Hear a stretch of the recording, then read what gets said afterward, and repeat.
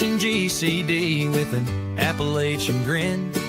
Adventures and shenanigans, we're diving right in. Out in the holler where the secrets creep, garbage can dudes digging mighty deep. Secret societies, shadows in the pines. Operation GCD of American rebels design. Double J searching deep in his brain hole, past layers of melted hops and bone resin. From cults to cover-ups, we're talking about all of that. So watch your sixth friend and the truth we trust. The world's a puzzle, grunge rock ain't what it seems. Ancient alien cargo cults haunt the moon's pale beams. Cincinnati schemers, history's a haze. Double J's on the mic, lighting things ablaze.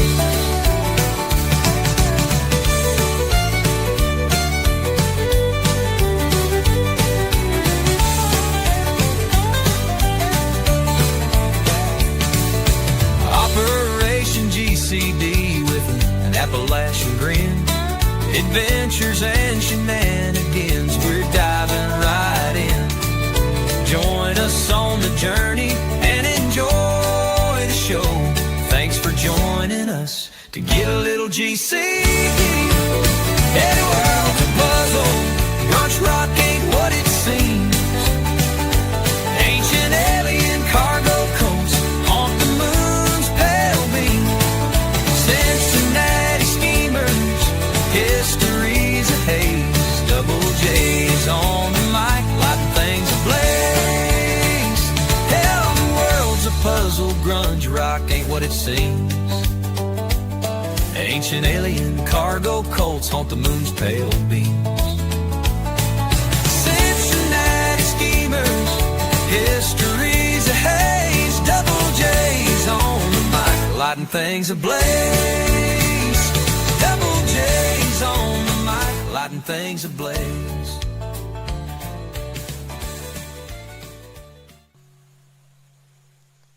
Boom!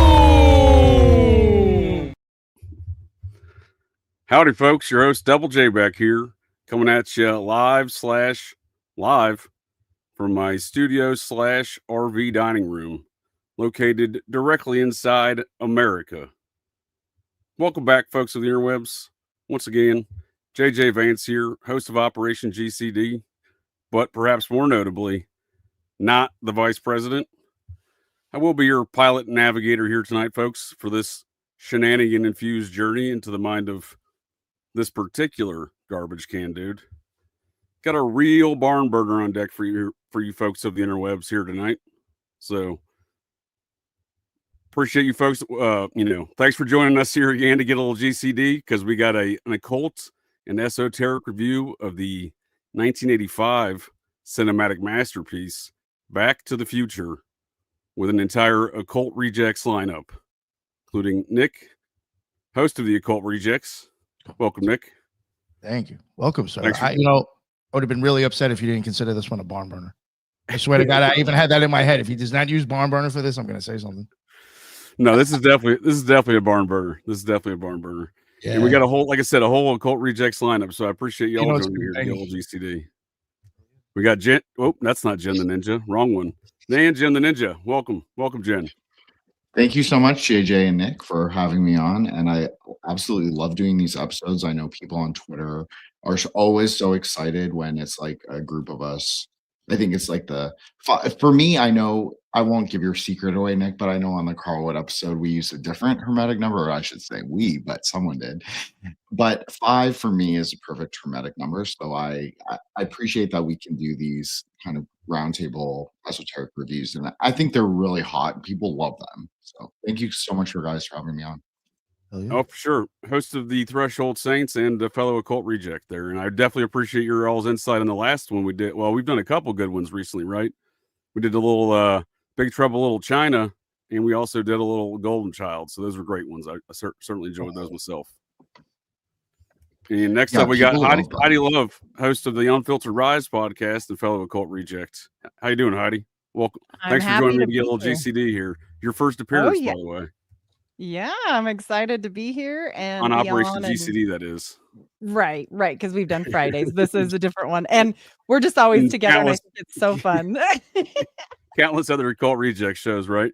So Oh, if yeah. you could introduce the Unfiltered Rise podcast to the Operation GCD audience that perhaps is not familiar with your work. Absolutely. So I'm Heidi Love of the Unfiltered Rise. I'm also an ex-Mormon, just like JJ. And I talk a lot about that on my show, but I also do kind of a whole multitude of different things. Anything that strikes my fancy, especially like Mormon Mafia, weird stuff like that. You know, it's a garbage can too. And some great parapolitics stuff, especially relative to the from JFK to Whitewater, et cetera. And I think, I have a general noted theory that everything kind of goes back through that Whitewater threading to JFK. So what we're dealing with today, that is. Absolutely. Absolutely. Well, thank you guys for being here. I love everyone here, all the rejects and boss. Thank you. Well, there you go. Yeah, thank you, boss. Last but not least, in no particular order, Cosmic Peach, Julia, welcome to Operation GCD. Your first appearance as well. Much like Heidi, we've done some Fridays and plenty of Occult Reject shows, but thanks for joining me to get a little GCD there, Julia. Looking forward to it. We did the Golden Child together, right? Holy smokes, you were on the gold. See, now here we go. I was just telling Heidi yesterday about that Ed Cassis show we were doing on Occult Rejects.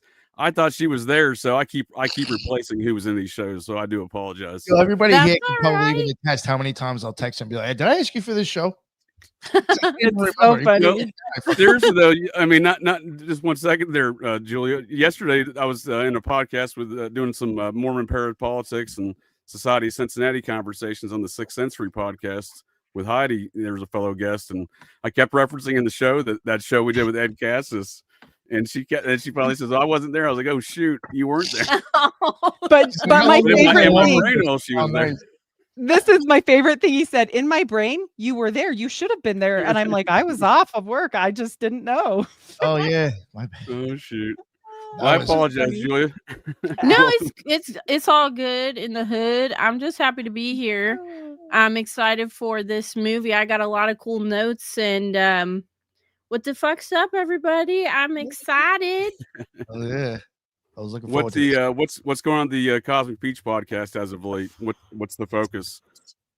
I'm actually the subjects you've been interested in as of late. I'm working on I don't know if I'm going to do 3 or 4 parts because I always try to do 4 parts, but this one might be 3 parts. But I'm working on a new series about sleep paralysis and demonic and paranormal experiences. So that's a new focus right now, and that series should be dropping next month. So I'm actually really excited about that. Yeah, That sounds exciting. so good for you. Well, again, I appreciate y'all joining me. I got one plug real fast before we get started, and that's my upcoming Sunday show, 8 p.m. on Sundays, Operation GCD Live Sundays, and the first episode this Sunday, The Curse of Robert the Doll. So this is my Patreon, my new Patreon series here on Sunday. So that'll be in the show notes along with all your all's links as well. Yo, what the hell is Are he you wearing? scared though? Are you scared to start that crap up over there? I don't like looking at a photo of Robert. That's why I Muppetized him in the first place, even though I've been on a real Muppet trend as of late. But yeah, I don't. I sleep well at night, but thinking about this damn thing and the curse, I don't know if I sleep that great the last couple nights. But maybe Have you I had look at it as sleep more paralysis? I was about to say, speaking of sleep paralysis, Robert might be haunting me in that too. No, I'm trying to approach it as more of a cathartic experience. I know Julia had invited me onto her show to discuss the matter. I'm like, all right, well, let me get all my thoughts on it first. Let me put it down in order, then I'll be happy to join you there, Julia, after this Sunday's The Curse of the Robert Doll Operation GC. Sounds good. So, but tonight we're talking about the 1985 cinematic masterpiece, Back to the Future. And I believe this really started through a conversation. I mean, we've been doing these occult and esoteric reviews here. I'm a big fan of film and just telling stories and the way stories are told in the first place. And, and kind of, these, I love the ideas of time. So this movie's always been a big interest of mine. But this really started off with a conversation Nick and I had. I think we were doing some disc golfing, and he was making a reference to how often or the use of the term spooky that I was I often call the the intelligence agencies or lack of intelligence agencies. I call them spooky, spooky operations, etc. And Nick thought I was at first when he heard me saying that, he was telling me that he thought I was making some sort of derogatory racial reference of some regard, right? So, It's like, how come when I was a kid and I heard my whatever grown-ups say that, it was no, that was common nomenclature there a few decades ago for for some but I suppose about the same as the N-word, right? So as soon as he said that to me, I thought of the film Back to the Future. So I was like, oh well, just like Back to the Future, right? So that's kind of where he and I first started talking about this occult and esoteric review of the film. But I'd like to hear where y'all were first interested in this. Starting off, Nick, where did was this a film you were always a big fan of since you were a child, or did you see this in the theaters? Huge. I don't think I saw it in the theaters, but no, I mean, it was definitely a movie that I had like on a VHS tape that I watched multiple times. Nice. You watched it out. It was a classic for me. Yeah. That and the second one, I did enjoy. That one was a little because of the train, but I did. It was huge. I mean, I feel like maybe what was that, 85? So I was 7. I mean, around that time, I think it's kind of silly how I felt like at that time you were kind of seeing the world spring, I think, forward in a sense too. Like, it's hard to explain, but around that time, I even feel like with music and just what was going on in the world, it was changing as well. So I guess like that was like, oh, this is what's to come in the future. I don't know. Just seemed very nostalgic, right at the time, even watching it then. But yeah, that's all I got. I think JJ froze. I cut out. Yeah. No, there was a very sci-fi futuristic aspect to this. I remember as a child thinking, like, especially with the second one, I'm gonna need me one of those hoverboards. You know what I mean? Like, there's those things will be around in the future, right? You know what I mean? It's kind of funny because 2015 is much like I don't think we've really gotten that more technologically advanced outside of some cell phone, right? Technologies, right? Some digital stuff. Exactly. Yeah, well, it's not like we thought. Yeah. No, so I think this was the first film that I ever saw at the theater. I know I saw the second one at the theater, and like you were saying, I wore the VHS out on this one for sure. I'm pretty sure this was the first film I saw at the theater, but I would have been almost 6. So Jen, when did you first find out you were a big fan of Back to the Future? Is this something you've been a big fan of as your whole life as a child, or what are you talking about here? So I'm a 90s kid, obviously, and I obviously watched it in the 90s, and I think I liked it. Like, it's, to me, I wasn't sure. Like, when you were like, do you want to do this? Of course I want to do our movie reviews. It's like the most fun thing we do pretty much every month. So, of course I want to do it, but I didn't know how much I could add to it through this film, simply because of my unfamiliarity with it. But then Nick, being the great boss that he is, sent me his great notes, and I was like, oh, okay, yeah, okay. And then I was like, yeah, this actually totally makes sense. This is like, I can follow his Kabbalistic logic from like beginning to end. And I was like, yeah, these are the same things that I thought were really interesting. So, I mean, I feel like I'll just be more riffing tonight and like let everybody else who is really into the film go. But I definitely will I'll add where I have to add. And so for me, Back to the Future is, well, call it true Kino, because I know you love that, JJ, for this esoteric or occult review. But I'm not sure if it's a true Kino for me. But I really liked it, I have to say, in rewatch, which was just yesterday.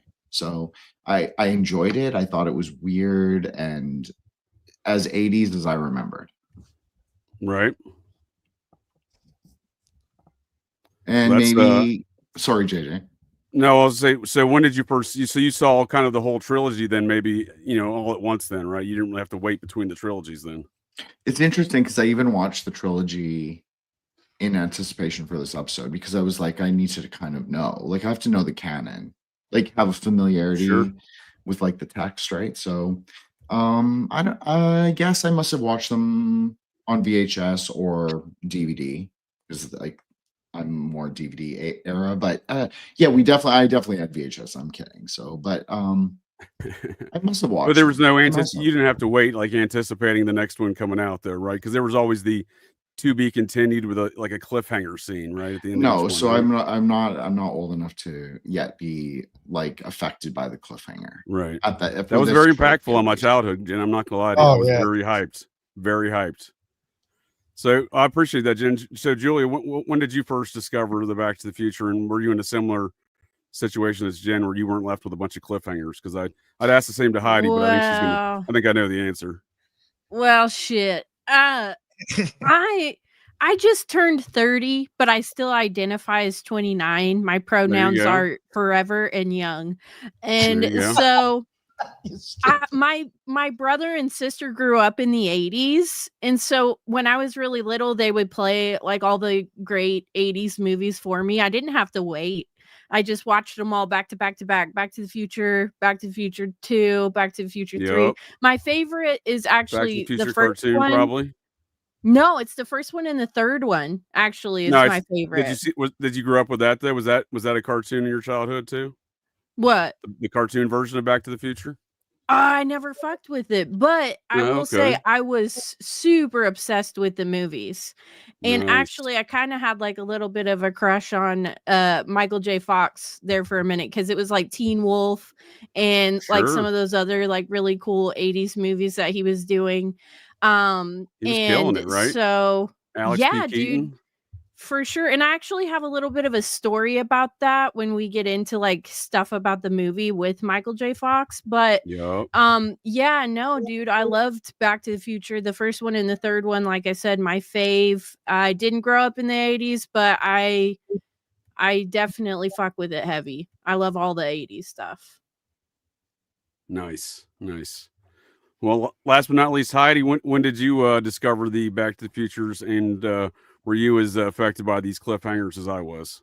Oh, definitely. I think I'm the oldest one on the panel. So I was like, this is crazy cool. And like, oh, I hope we have flying cars and all this from the second one. Like, it was just, the third one, you're right. It's just not, it doesn't hit. I love the third one. For me anyway. Yeah. So, but it was still cool. I appreciate it more than I like other sequels, but I agree with you. I think the first two were more of a home run, I think. Yeah, so good. And how can you not like the third one? It's like the perfect ending. The good one about that is they didn't really end it though, did they? I mean, they ended it enough for me to be satisfied with there not being a fourth one.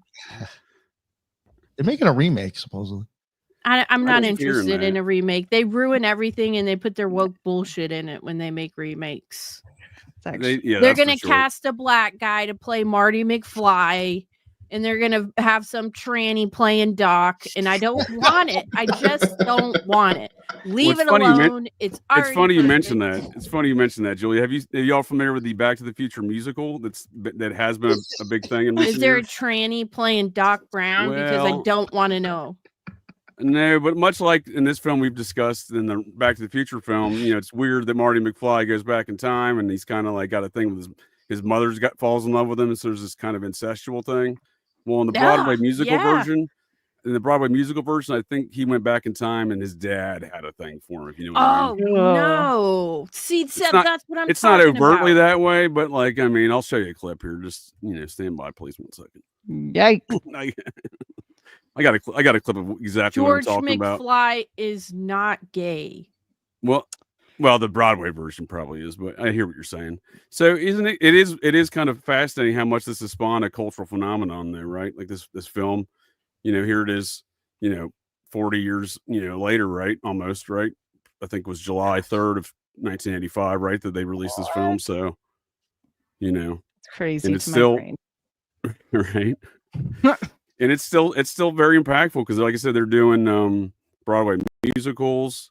If y'all recall in the film, in the sequels, they go to October 15th, 2015, right? Which everybody freaked out on that day in real life, right? On Instagram. Oh, it's October 15th, 2015. Yeah, they even did things like, I got a clip here. They even did things like this on the Jimmy Kimmel show on that date.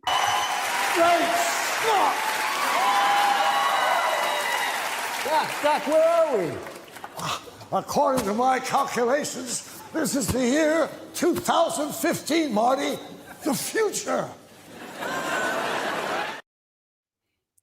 That's So, dope. I mean, this was, it's Jimmy, right, wrong, or different, whatever you think of Jimmy Kimmel. That's a big audience they're doing this on, as a, tribute to this culture that was created, I think. And it is the sci-fi culture in general, but I mean, it is specifically this film. And I think the esoteric elements that we're going to be discussing here this evening, some of these occult and or esoteric elements, is these things that are embedded in the storyline of the film is what makes it so standing through time as far as being a good story, great, told in a great film, right? And it's I mean, I don't know what I don't know if I've ever met someone who's like, oh yeah, Back to the Future. I've seen Back to the Future and it's super dumb. You know what I mean? Like, because I think you see that with some of the other sci-fi stuff, but I mean, it has a very wide, what I'm saying is it has a wide ranging audience for sci-fi folks, right? Like, you don't have to be a Star Wars person or a Star Trek person to be kind of, into this, I think, into this idea of Back to the Future and time travel.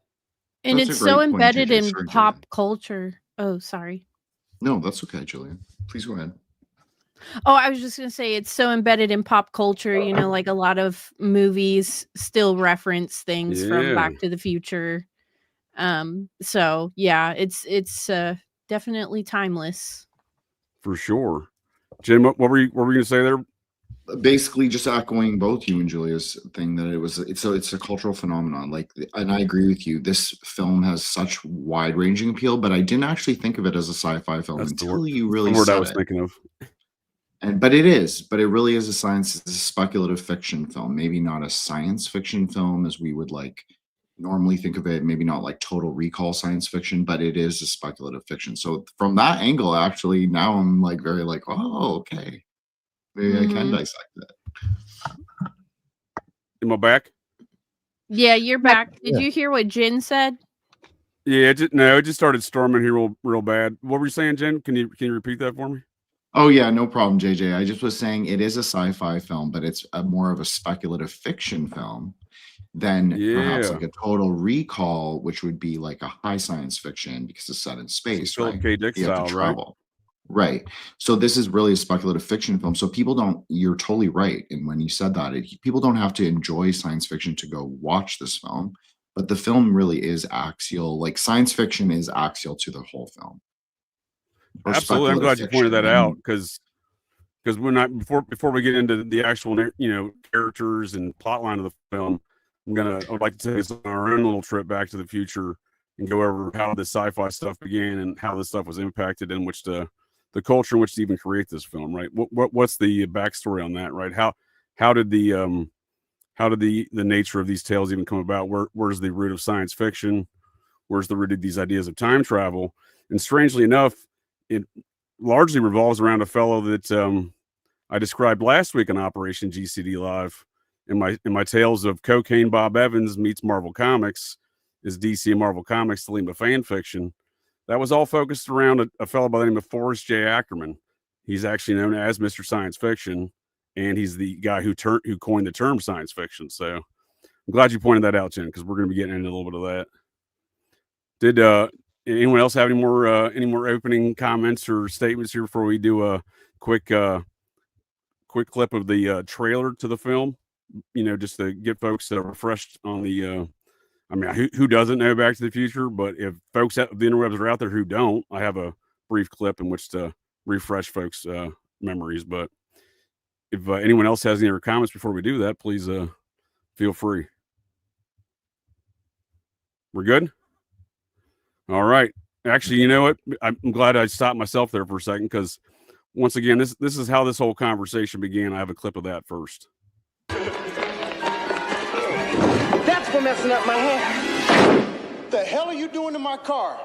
Hey, beat it, Spook. This don't concern you. Who you calling Spook, Peckerwood? Hey, listen, guys. Look, I don't want to mess with no reefer addicts, okay? Get home to your mama, boy.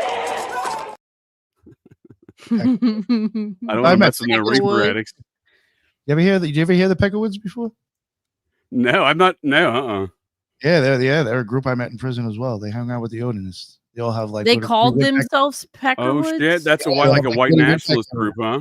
Yeah, they have like Wow. Woody Woodpecker tattoos and shit. Get out of That's here. funny. That's their It like is, dude. official. Oh my It is. god, I'd never heard of that.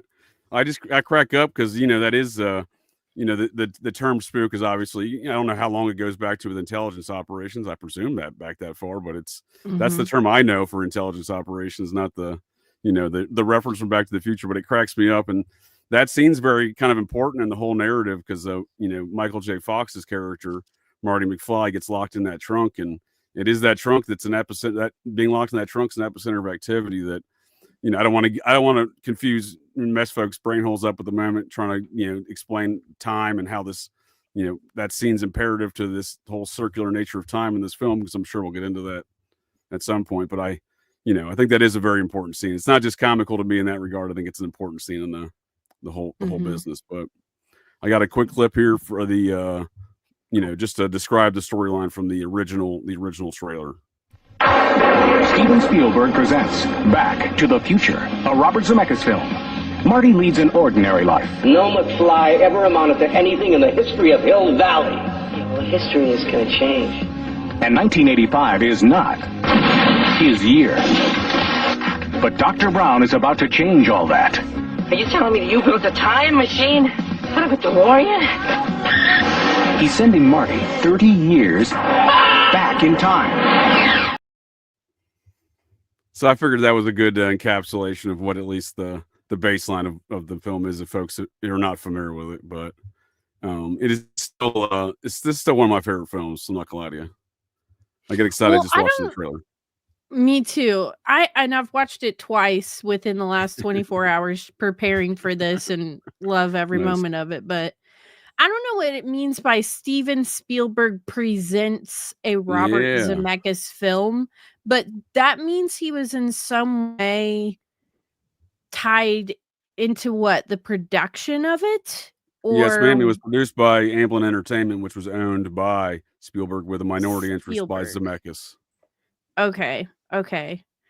Zemeckis hides in every film he's in. Period. Exactly. Zemeckis, yeah, he was Spielberg's protege, and Bob Gale was best friends with Zemeckis because Bob Gale, much like some of the actors in this film, Bob Gale seems to have distanced himself from Hollywood, away from Zemeckis and Spielberg, just like Crispin Glover, the actor who played George McFly, and the female actress that played Marty McFly's love interest, Jennifer, whose name I can't think of at the moment.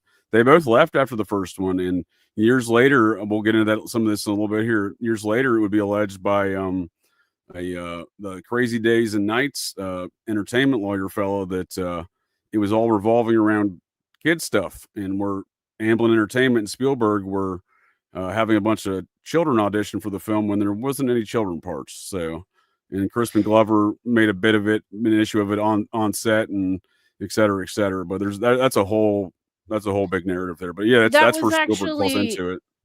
That was my first note that I have, is that Crispin Glover actually wrote a letter that you can go and read. Anybody can go and read it. He wrote a letter to Steven Spielberg. And I'm assuming it was after Back to the Future, about the kids stuff and the weirdness. Well, yeah, you got to look long and hard for that letter, because I thought you could read it. It took me a minute to find out how to go to the web archive. It was posted on Crispin Glover's website back in 2005.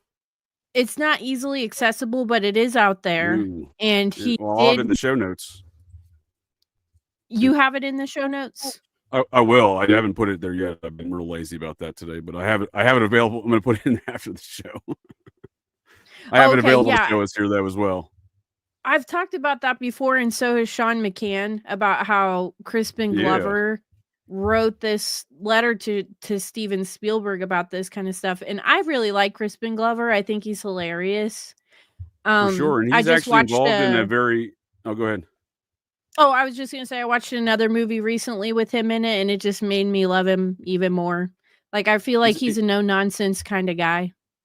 He seems that way, right? He seems that way because he really distanced himself from Hollywood and the whole Spielberg franchise. So to that note, like, again, and we'll go into some more of that here in a minute, but the Crispin Glover really he was responsible for a landmark lawsuit for actors' rights there in Hollywood, as far as the Back to the Future 2 went, because they used his likeness against without any permission. So that's a whole other matter as well. But again, involves these producers, right? Involves this trio of folks: Bob Gale, Robert Zemeckis, Steven Spielberg, and really you can toss George Lucas into that, even though he's not involved in this film. He is kind of the third wheel there with Zemeckis and Spielberg. They're all kind of a trio.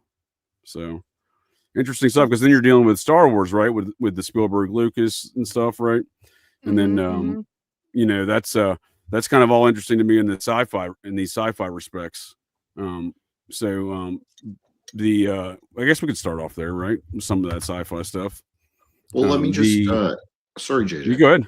No, go ahead. I just want to jump in when you were saying the sci-fi stuff, because that's obviously very interesting to me from a metafiction perspective. Is that I never really thought of it before, and I don't know why. I guess I'm not a true Star Wars enjoyer, which is totally true. I actually don't really like Star Wars, but you can actually look at Star Wars in a really interesting Kabbalistic way, in the like dualities, like how dualistic it is, and how like it's very like Klipothic and like Tree of Life at the same time. It's like showing you both, but it's showing you kind of like the retard version. Okay. Can you explain that? Really, I kind of not the retard version of Kabbalah. It's like very facile. It's like, oh, you get there through this, like, it's kind of syncretic, right? Like the joke is that he was reading the I Ching as he wrote that film, right? But they were obviously reading other things. I mean, give me a break. It's not just the I Ching, but so the reality is it has these metaphysical themes. Like, absolutely, people will fight me about it, but it really does. But it's not very deep. It's not like truly deep. It's not like actually studying. Like, I think you can. Are you talking like the journey that Marty McFly goes on? Am I tracking what? No, I'm sorry. I'm talking about Star Wars and just how that is interesting. You were making like the thing where it's like a parallel. What's kind of similar, right? Because there's kind of a hero's journey between the two characters, right? Skywalker and Marty McFly. And Marty McFly is a more interesting hero because he's I agree with you. I agree with you on that one. He's more dynamic. He's more American, right? He's just something much more interesting about him, much more relatable. There's nothing really relatable about Luke Skywalker to anyone. It's like, that's what I was trying to get at. I'm sorry, I went on a tangent. No, you're good. It's that the Luke Skywalker is kind of the messianic figure, right? No one can ever live up to that because it's too pristine from the beginning. So Marty McFly, he has a girlfriend. He's probably had sex, probably, he's lived his life, and it's like, that's much more. It's just much more relatable, I think. Right. He's a new American. A good point. Girlfriend's not his sister, so well, right. That's a good kind of a meta-analysis of what we're getting into here. Does anyone else have anything to share kind of in that regard? Kind of just your overview of what you saw on these things, just not the particulars necessarily, but kind of a meta-analysis of what you looked at. I definitely see a mystical journey, like a hero's journey. Go. I'm seeing, with the time travel, a lot of NASA like stuff. There's space stuff gonna pop in big time with the dad and the book. I don't know if you guys saw when he comes back, but when he comes back and everything changes, the book's about space and how he met his wife. It's like Space Lovers or something. And I'm seeing like a lot of divine, intervention.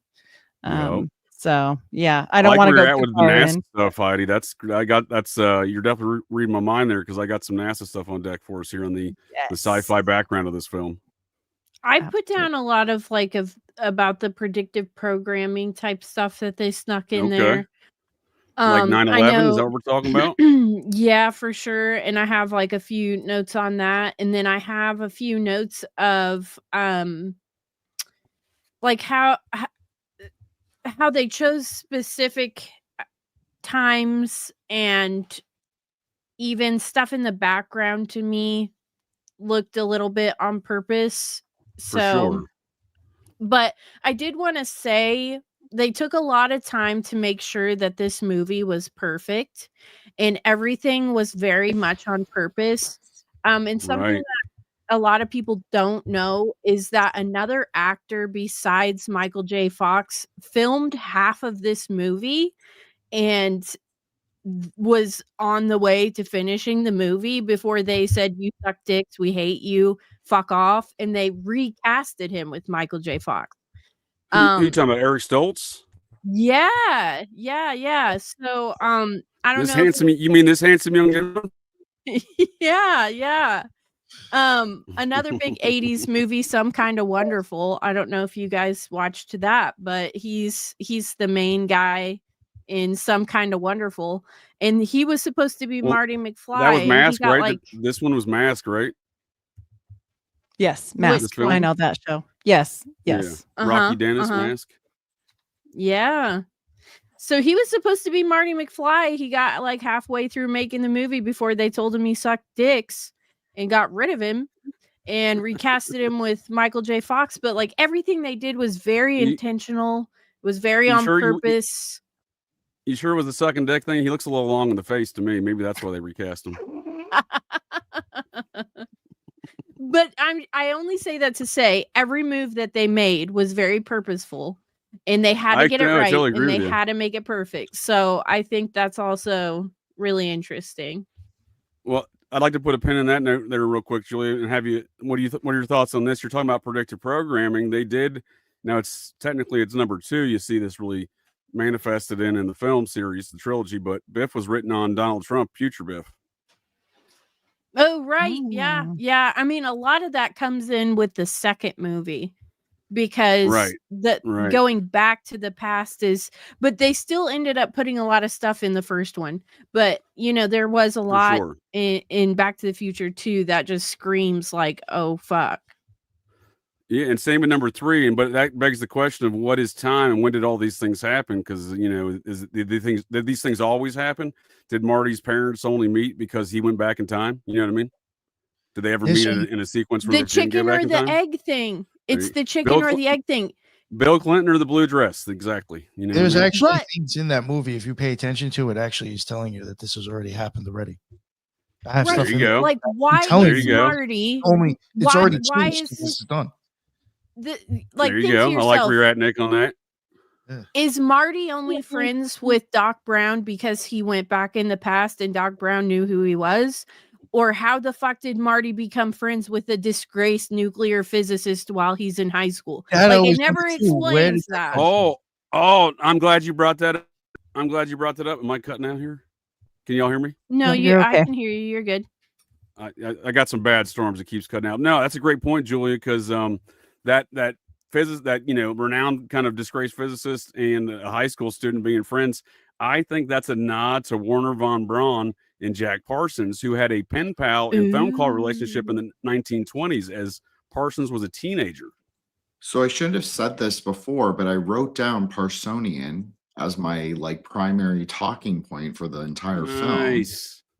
Because exactly, I didn't know that factoid. So thank you, JJ. Obviously, we rely on you for those kinds of things, but it makes perfect sense, right? Because that's exactly what it is. And you can even say in a hero's journey, like what Heidi was saying, he is like the Gandalf figure. He is, the guru, the teacher, the one to take him under the wing. And I also think it's really interesting about the time paradox, because it's something like we discussed on the Carl Wood episode. It's like, what kind of universe do you believe in? Like, if there's a closed universe or a fixed universe. So I'm going off what Nick sent me in note-wise, but this is all, I also agree with it, is I actually think it's more of an infinity universe kind of world where the connections are kind of infinitely possible. So it doesn't really, it's sort of like when we see them together, it doesn't really matter. It's just like the universe is causal that way. Like everything that they've done up to this point in time, they only exist now. I totally agree with you. And I think so does Dr. Emmett Brown. Great Scott. Oh, sorry. Go ahead. So no, I like the ideas that Nick, you and Nick are both pointing out here with these time loops. The what is time and when do these things happen and what is really cause and effect there. But before we get back to the science fiction. Yeah. Is it even real? Because the dream world. Okay. So when he enters in from the past and he goes to town, the song that's playing is Mr. Sandman. And so I've heard that Yeah. song. I'm very familiar with. That's the first time I've ever heard this song. Was this film? Right. And then the mom walks up at the same time and she's like, "Oh my gosh, he's such a dream." And he's meanwhile saying, "This is a nightmare. This is a nightmare." And this is There you all go. happening at the same time. So I'm like, is this even So reality? you're implying a kind of a meta analysis of a Wizard of Oz effect to the whole matter, right? Very, very Is that what odd. I'm hearing? Yeah, that part. Yeah. Just that part right there definitely makes you go, okay, is this real? Is it a dream? Did he have a dream? I don't know. Sure. Nick, what was kind of your meta analysis besides some of these time things you're pointing out there? Or do you have any other comments on that? Well, I can tell you, like, I know you have a deep analysis of these things, but I was gonna say, do you have when you were approaching that, was there something like overall besides maybe it was the Masonic stuff, like maybe it was the time stuff? What was jumping out to you specifically? the hero's journey, Yep. especially with, like, time and the electricity, and the clock, Oh. all that stuff. And I figured you'd be big into the lightning aspects. I figured that was going to hit home with you in some regard. For sure. Yeah. I definitely thought it was more of like possibly like, crossing the abyss or showing the hero's journey to having that experience. And I did eventually at one point started catching tons, in my opinion, tons and tons of Masonic stuff. So that's kind of where There I'm you going go. into my stuff. But I mean, Nice. there's a lot. I mean, I even ran gematria and stuff. I mean, you saw I have Right. decent amount of stuff. No, you did an in-depth study. I'm looking forward to getting into some of those notes. So I appreciate everyone's kind of meta-analysis there. And as I was looking at it, I saw a little bit of kind of everything what y'all were saying is, a lot of my focus, I think when I was watching it again yesterday was looking back, seeing all this, I guess I was looking at it through more of a parapolitical lens, and I could see a lot of the parapolitics that were written into the film, like hardcore propaganda, like against the Libyans. That was at a peak time when, the Libyan disaster in America was, they were hyping that up, and I got some stuff on that here later for the parapolitics section of our discussion this evening. But besides that, this predictive programming aspect, I suppose, and to a certain degree, just the nature of time, these things wrap up on this one subject of this Donald Trump matter, and being the Biff Tannen character, right? Because it's not just that he's the Biff Tannen character, right? He ends up buying the property from John DeLorean, the guy who makes the DeLorean vehicle that's used in the film. Trump buys that Bedminster, New Jersey property, and that is where he primarily resides from the months of, I believe, May through August. That's his primary residence there in Bedminster, New Jersey. So that's the old. I did not know that. Oh yeah, how weird is that, right? There was actually, I wish I would have saved it now, but there was a lot of Trump and Elon stuff popping up in gematria, but it's just like it wasn't, my opinion, for what I was looking for. It wasn't going along with that, because then I started, one thing I did forget that, I'm sorry I'm adding it in now, something I found running gematria, tons of Russian connections, stuff with Russia. Ooh. And even with the pin he's wearing on his jacket goes back to a Russian thing. So Interesting. I might actually be on purpose. I'm sure it is. I think a lot of these things in this film are very well plotted, and to that point, as well as Julia was saying. So, like, that's one thing I appreciate about this. I don't like a lot of sci-fi films. I mean, I do like Star Wars, but I don't do Star Trek and a lot of other sci-fi stuff. And it's largely because of the special effects. You're into all the space stuff, huh? I love it all. Did you see the hat tip? Speaking of space, did you see the hat tip to Kubrick? No, I didn't. Kubrick. What was the hat tip so there's a little hat tip to Kubrick in there when they have the original the amplifier at the very beginning of the movie. He goes to plug in and there's a little tiny tag on it and it says CRM 114 on the amplifier, which is a total nod from one of his destroyed messages decoded in the 1964 Dr. Strangelove and Jupiter Explorer and Space Odyssey. So I found that I did not know that, Heidi. Not on my own. I didn't. Yeah, I just looked that up. Yeah, that is super wild. So to that note of all the science fiction in this film and like that, I think everything is well plotted out in this film like that. And and to that note, they really focus on those things. There's not a lot of special effects scenes. Most of the special effects scenes you see in this film are the lightning scenes. They really dedicate a lot of time on making that lightning very, pop out. They want to make it pop for you, right? Or like So- when the DeLorean takes off and there's the two little streaks of fire. Yeah, that's Sure, about that's it. Stuff it. like That's that. it. That's about Yeah. it. But I was gonna Everything say else is very well plotted out, and I think they really only shot like about 3 or 4 like less than 4 dozen. I think it was about 35 different scenes. This film is very, it's not a very complex shot film, but it's a great storyline.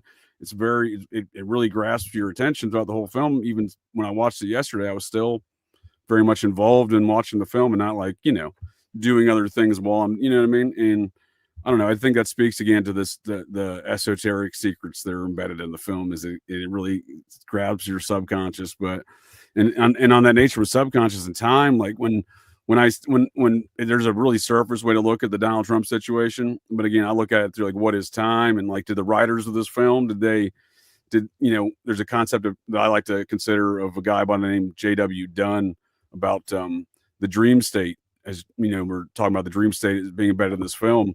And the nature of time in the dream state is your subconscious can kind of remember the future in a sense, whereas it doesn't operate in a linear timeline like we do in our awakened state. And then that way you can almost remember the future. This would explain some deja vu elements, but also would explain incidents of precognition. And J.W. Dunn wrote a pamphlet on this back in the 1920s called An Experiment in Time, and it was one of the most fascinating things I've ever read.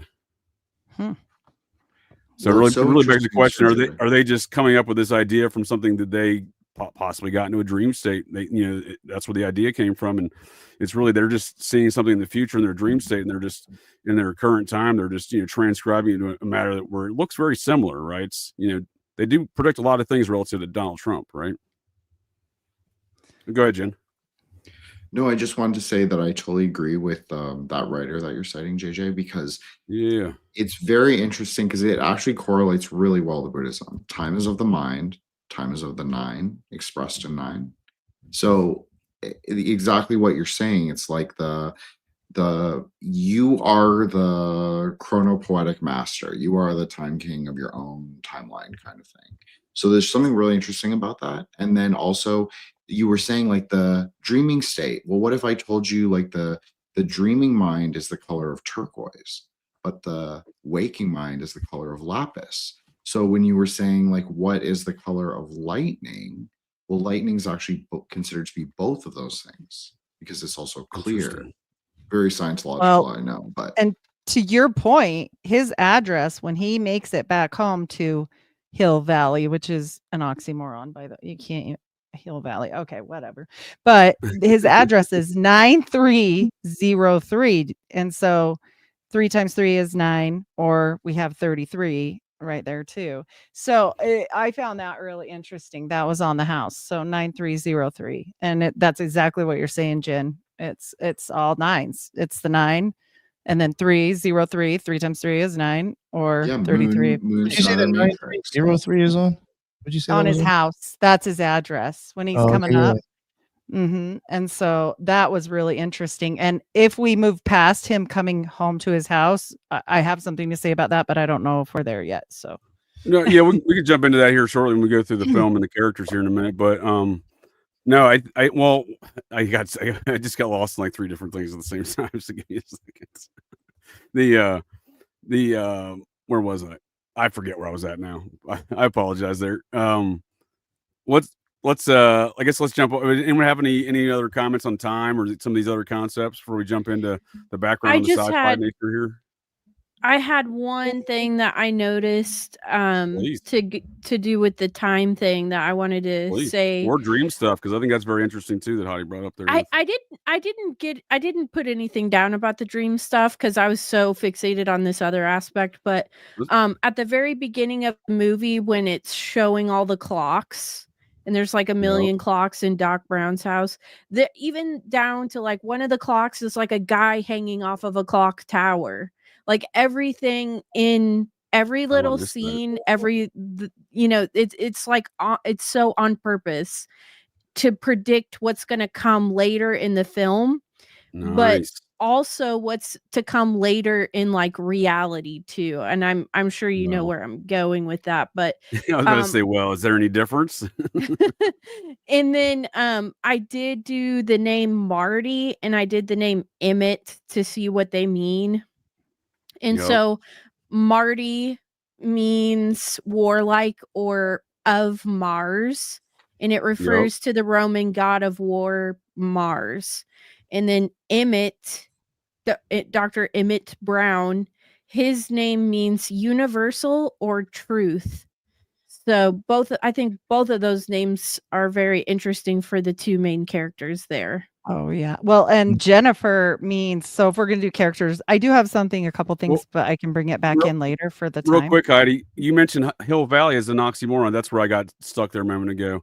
That is a good point. Like, there's got to be some meaning to that. Why are they using such an obscure name then, right? For So the name of the town. I'll go Oh, sorry, back. Heidi. I'll go backward. Sorry, Jen. I'll just say No, really that's quickly that I think that when they're talking about this time part, when they're Yep. not in reality, the time is running on the clock. But when they're in reality, the time is fixed because the clock is broken.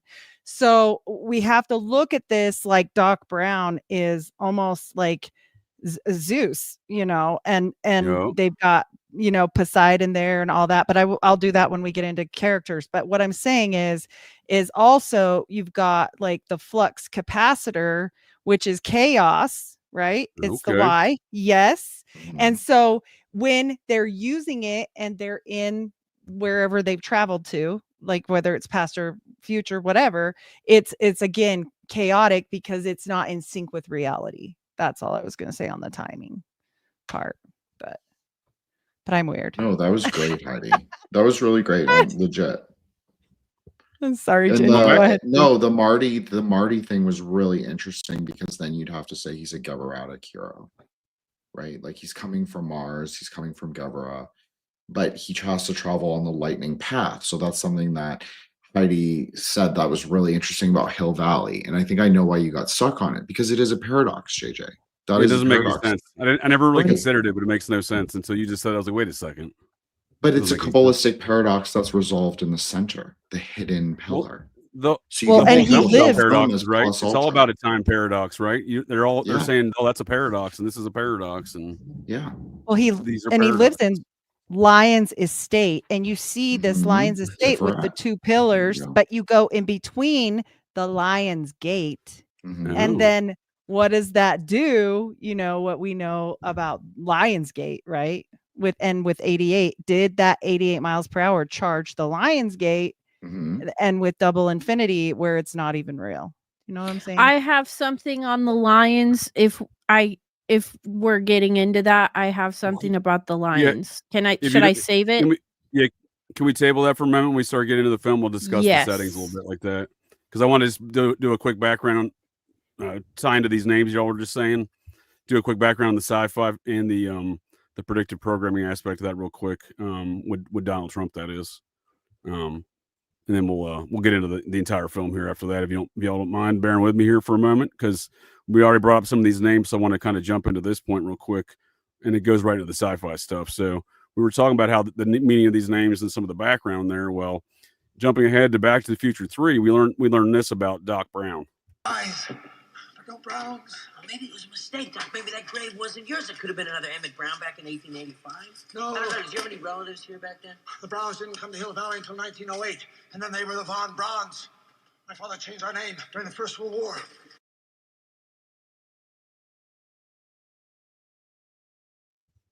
Von Braun, like Werner Von See, Braun, dude, and these how NASA can you references?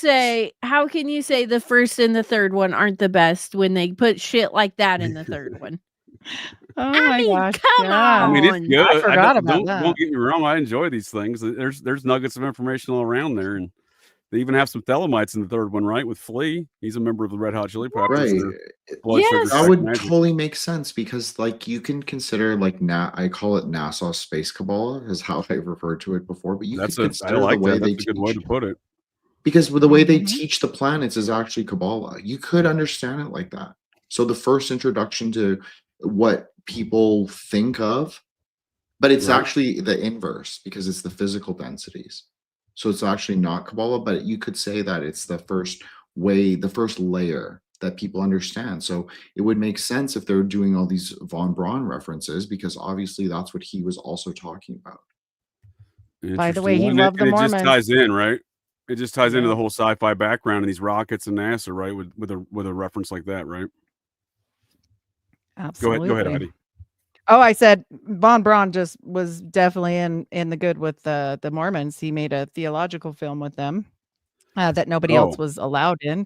big Only time. Von Braun. Yeah. So it was weird. I think that's very interesting, and what we know about Parsons and his mother. Well, we'll save that for later. But yeah, just How all about just that. Parsons in it? How about just Parsons, right? Because he's just such an interesting Right. character with his whole background, right?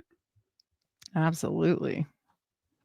So that guy there, Fory Acriman, meet Fory. He's the fellow that I use as a center point in this narrative of Cocaine Bob meets Marvel Comics, my Operation GCD live last week.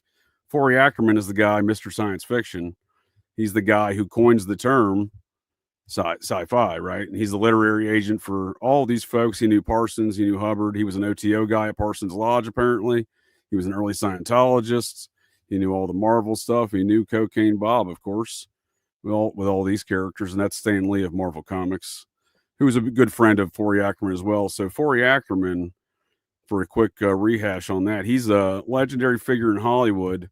I decided to Muppetize him like anyone else these days, because he actually is a Muppet too, just this guy in general. He's a legendary dude. Like I said, sci-fi stuff, literary agent for every sci-fi writer you can think of. Isaac Asimov, Bradbury, Hubbard, all these guys. Arthur C. Clarke, he ran their little sci-fi club in Los Angeles. He was the head of that. Again, big time occultist. Ran a thing called Monsters and Magazines. Monsters, Famous Monsters magazine.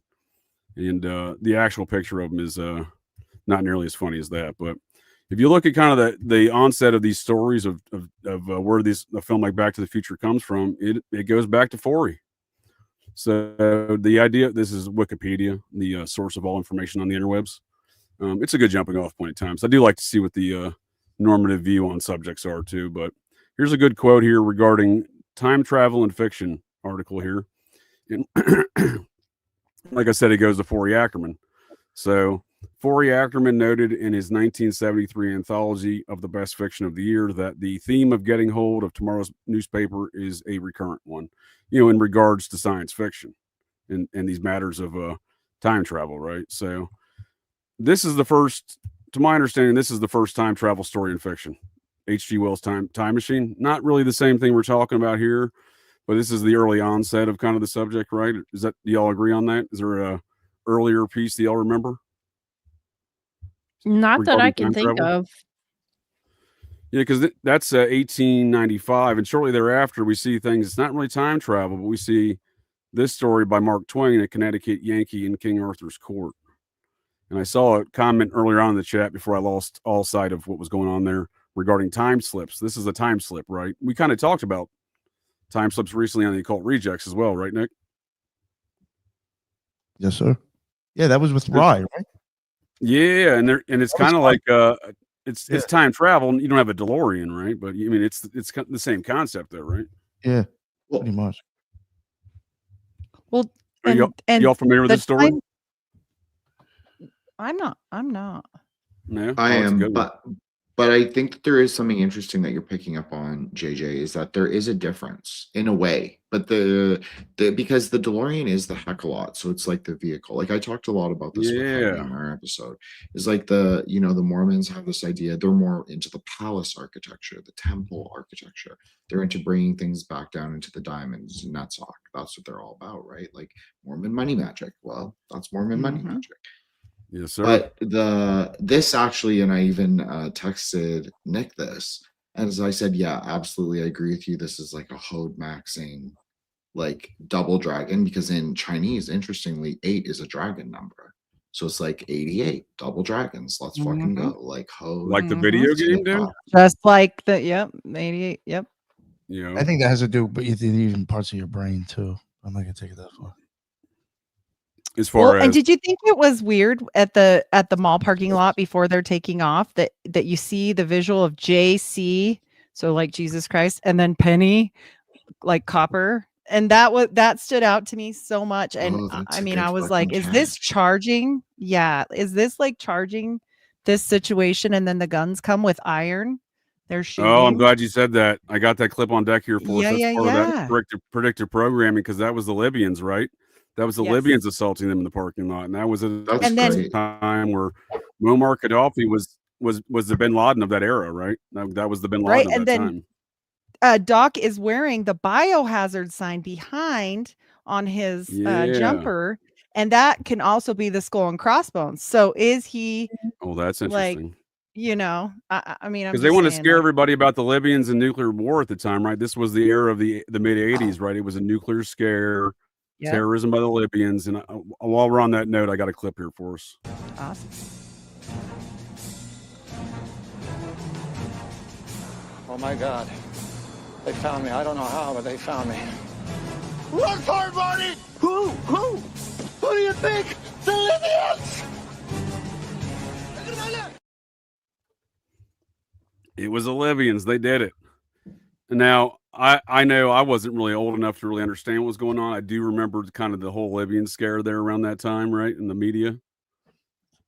I don't know. Again, it was a very Bin Laden situation, but I don't want to. I got a different clip to kind of explain that to folks real quick to emphasize that point from comedian Jim Brewer. It's like, oh, all right. And I took his newspaper. It was a newspaper on his little desk. I'm like, yeah, all right. I took his newspaper and we'll show him. And it was huge news. It was right on. When you went home, you only had 4 channels to watch on TV. It was before there was even remotes. So just your father go, hey, turn on channel 4, and you have to get up. I'm like, and so everything was next on the news. Muammar Gaddafi's America. Muammar Gaddafi. Muammar Gaddafi shoots 6 missiles. Muammar Gaddafi. I think we get the point there. So that's what the whole Libya thing was about? Yeah, so that was the height of that activity, what he's talking about. So Jim Brewer was telling a story there on one of those Comedy Central, This Is Not Happening, I think. And he actually is talking about working at that Valley Stream Mall. Nick knows what I'm talking about. And out Long Island, and he was working at the Sears, and he was playing a prank on a fellow coworker, this old dude who was giving him shit as a teenager. And he called the dude, across to a different department, and was just telling him he was claiming to be Muammar Gaddafi on the phone, and he was going to bomb the mall there, or drop 6 missiles on the mall, because that's what all the media kept saying, 6 missiles, 6 missiles. So they ended up evacuating the whole mall and called the FBI, and that's a funny story, but yeah, that was the Gaddafi era of the 80s. I never knew that. It's some wild stuff, right? That story cracks me up though. It's unfortunate circumstance to find you're in playing a prank and suddenly the FBI gets called, because some idiot can't realize it was a prank. Right. He actually thinks Muammar Gaddafi's calling the paint department at Sears and telling them he's going to bomb. It's ridiculous. So, yeah, back to this these matters of the backstory of kind of how Back to the Future came to be through these matters of science fiction and whatnot. So you see the reference Jules Verne a lot in the film. In fact, I believe he later names his kids Jules and Verne, right? In number 3, Doc Brown, that is. Yes. I know he named his dog Einstein, and you want to talk about Masons. And the other one was Copernicus, right? The other dog was Copernicus, right? Yes. Yeah. Yes. So it's a lot of space stuff, science stuff, and then Jules and Verne is a reference to Jules Verne. Obviously, he didn't do any time travel stuff. Around the world 80 days, 20,000 leagues under the sea. He did Journey to the Center of the Earth, which I think is like a real fucking thing. That's the big one I was missing. This one he's not as known for, but thank you, Julia, for that one. I was stuck there on the other title. From the Earth to the Moon. So this is an idea. This is one of the early. I think this is the earliest idea of rockets, right? And they even talk about a moon landing and a projectile that looks a lot like what Werner von Braun would develop as a rocket. This obelisk-looking object, right? See what I'm saying here on the cover, right? And it was written in 1865, and it's talking about. He wrote a sequel to it, Around the Moon, but it's talking about landing with a projectile with the goal of landing on the moon. So, I think that's interesting because again, we go back to that von Braun reference, right? Now we got the earliest version. So everything I covered that in the last show I did last week on this Thelemite science or fan fiction ideas of Marvel and DC Comics, because all of these ideas of science and space that we know from revolving around rocketry and space travel revolves around they're written in fiction first by writers whose literary agent was Fory Acriman, and who Fory Acriman was the head of that sci-fi writers club in which all of these writers were also a part of. So, and they also were all apparently involved by Fory Acriman's own admission. They were all involved in first the OTO and then later Scientology. And Fory stuck around in Scientology for a while. He didn't leave until the early 50s. So he seemed pretty dedicated in these matters. But we learn about these ideas of space first through these matters of science fiction, and then later supposedly science, right? Mm-hmm. And then it really impacts a lot of stuff. I don't want to go too far here, but it really impacts a lot of stuff just outside of what we're thinking of regarding occultism in our modern day with these science fiction notions. So I learned this from this book, Operation Mind Control, from Walter Boart.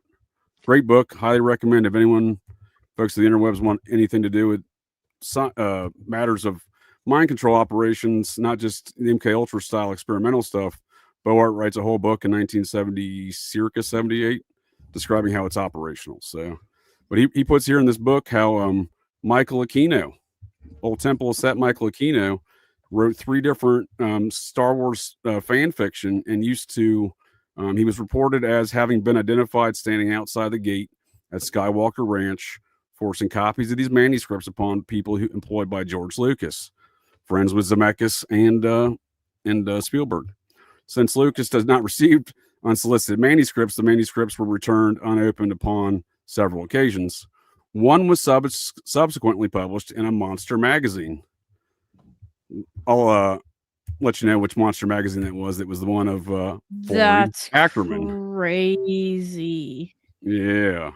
But you know what? All loop back around today, huh? Are you familiar with Fritz Springmeier at all? He wrote a lot of stuff about underground programs and stuff like that. Yeah. He talks about how they use Star Trek in a lot of the programs. Yep. And there's a lot of weird stuff with Star Trek in general. I love Star Trek, but that's beside the point. And there was an actress in Star Trek, the first one, the original one. Her brother was a member of the Heaven's Gate cult. Come on.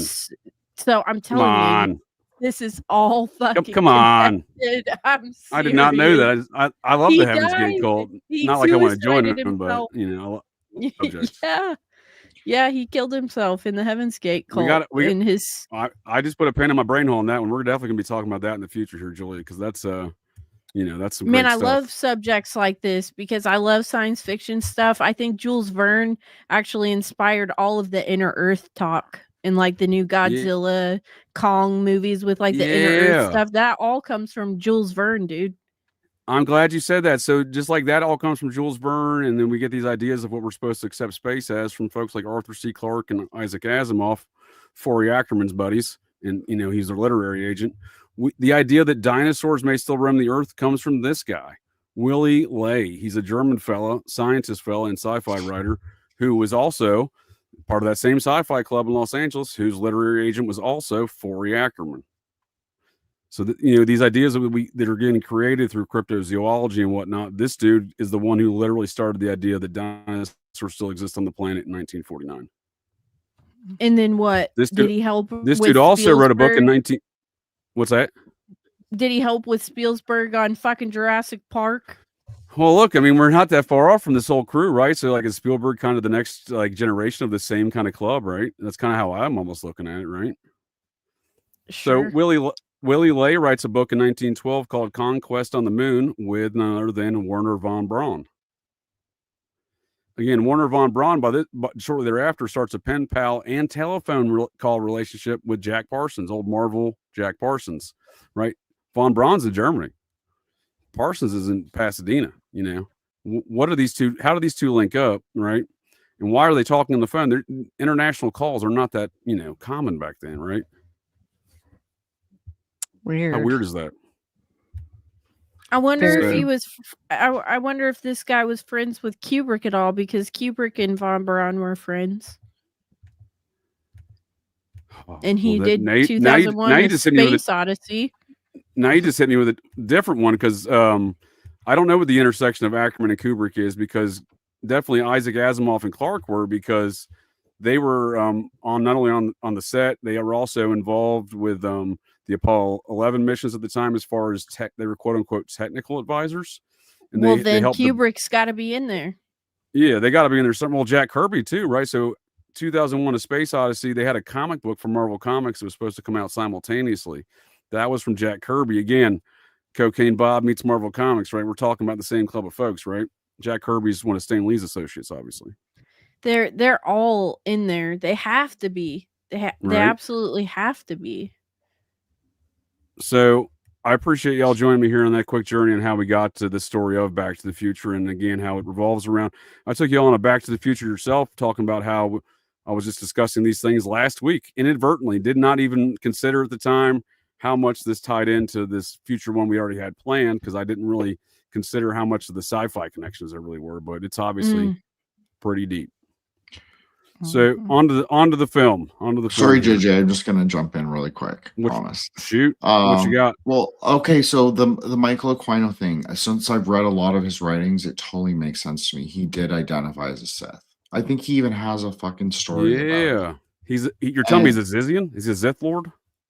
I mean, look at the colors. It's like it's his Banah thing. It's like very like sapphire tablet, like flashing red. It's like just like he was just obsessed with like Kabbalah and obsessed with the Sephira and obsessed with like trying to densify them and make them into like real things. And it like goes to your point about Werner von Braun making like the dick-shaped rocket. It's like that is like very right. If you're like Marty, he's the Martian, maybe, but he's like a martial figure. So he's like erect. He's ithophilic, we would call it in art history. So it's like a projection. It's like the projecting off the earth with fire. Just like Julia said, the car has fire behind it. It needs fire for, like Heidi and I were talking about in the chat, it needs fire for transmutation. But it's not the only thing that happens. Like we said, there's a lot of mercurial elements in it. And Heidi caught that amazing point about JCPenney, because you need copper to transmute gold. So one thing I was interested in, independent of Nick's amazing note pack, was what is the composition of a DeLorean, and like how could you sort of Kabbalistically map steel, and specifically the steel that was used to make DeLoreans.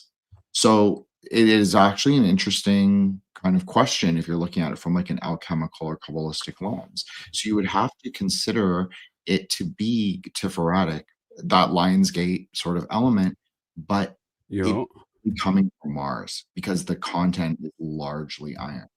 So it's a majority. So that's really interesting, I think, to think about. Like there's a lot of Marshall stuff. Elon, like to bring up something Nick said, like, yeah, there is kind of an Elon thing, because he's obsessed with Mars. And obviously Werner von Braun is obsessed with Mars, because it's that question in modern occultism: do men come from Mars or do they come from Mercury? But I think that Hero's Journey makes room for they can come from both, or they can maybe grow through the paths and come out, through the fire, if you want to call it that, and enter apotheosis, whatever. Fair enough, but that is the story. I like where your head's at, and that is where the story where we are at the moment, right? With the storyline here, Back to the Future, revolves around the transport of Marty McFly, Michael J. Fox's character, through this here fancy car that we can get into more of this discussion on the car here, because after we develop more of this tale here, but I find it very unique that for many reasons they chose this car. But so he meets Doc Brown, and they start doing this, seemingly start interrupting time, right, and disrupting reality. But really, I would argue that's just the nature of reality, was always going to happen that way. But what are your all's thoughts here on the characters that we lay out the story here of Back to the Future, right? We got a teenager meeting the old scientists, right? Again, I would argue that's a Marvel Jack Parsons, Werner von Braun, right? Dr. Emmett von Braun relationship. I definitely saw this in a different weird. I was telling Jen in the chat just that I saw it as he was like a Zeus type character, because he's gonna be messing with the lightning later. there's more. I don't want to like give it all right now, but like No, go like, ahead. Please describe the character. That sounds. I like where your head's Sure. at. Yeah. Sure. So he's gonna, overthrow Cronus, but we also have Pluto. We have plutonium. So he's going to overthrow And- Cronus by defeating time or by traveling through time. That's like a defeat of Kronos. Is that what you're saying? Well, he's gonna get him out of the unreality to send Marty back through to reality by harnessing with his rod that's wrapped like a kundalini, and he's gonna harness the energy to hook it onto the car. That's what I see. Okay. And then Poseidon's there at the under the sea dance. There's a statue of him. If you catch that, he's there. Pluto's there. Plutonium. It's the tale of, them defeating Kronos. Ooh. Yeah, the under the sea dance certainly seems very telling because that was one of the scenes. Like I said, there's not a lot of scenes filmed here, and they put a lot of effort into really decorating that. I feel like. Yeah, they really pushed I it. put that in. Yeah, I put that in my notes too. That they spent a lot of time decorating that. Yeah, and that was very ornately. the kiss and all that, like on and on about this under the sea dance. It was like over and over and over. It was a lot. Well, to that same nature, is that like why do you think Marty McFly is always wearing this life Red? preserver? Well, you're And they talking about under the mentioned sea, it like several life preserver there, times. right? So, like, yeah, they joke on him, right? He gets clowned on about it. Yeah, when he walks into the the place to get wherever. At the diner. Yeah, the diner. So would you fall overboard? Is that what he says? Is that what he says? Something like And that. then when he gets hit by the car and Lorraine's parents take him in, and she's like, I figured you're a sailor because you have the life preserver on. Yeah, what's the use And of then- Calvin Klein in that aspect too, right? Because he's wearing Calvin Klein underwear, so he starts going by the name Well, Calvin Klein in 1955. because that's Mormons, because he got his new name and he got his underwear. And got his underwear, he got his new name. I didn't even So- consider it that way. He went through the veil and he's a new person. That's not specifically now. Mormon though. Yeah. But I mean, like in general, Well, you in know, general, any magician would take a new name. I mean, Right, it's right. not just Mormon. Is it significant? It's not just a Mormon thing. So you're No, saying no, that that's an OTO aspect too, as far as That's that any kind of magician, not just Just a and magician. Masons so and ceremonial they all magicians, get a generally new speaking. name. Then Yes, yes. Is it And the re- significant that they're purple and that they bring that up? I've never seen purple underwear. People would be before. royalty. There would be probably more of like making a claim that you've actually seen both sides. Yeah, red is both life and death. Yeah, the red. Yeah, resolution of paradox. Mhm. Bringing the blue and the red together, the material and the spiritual.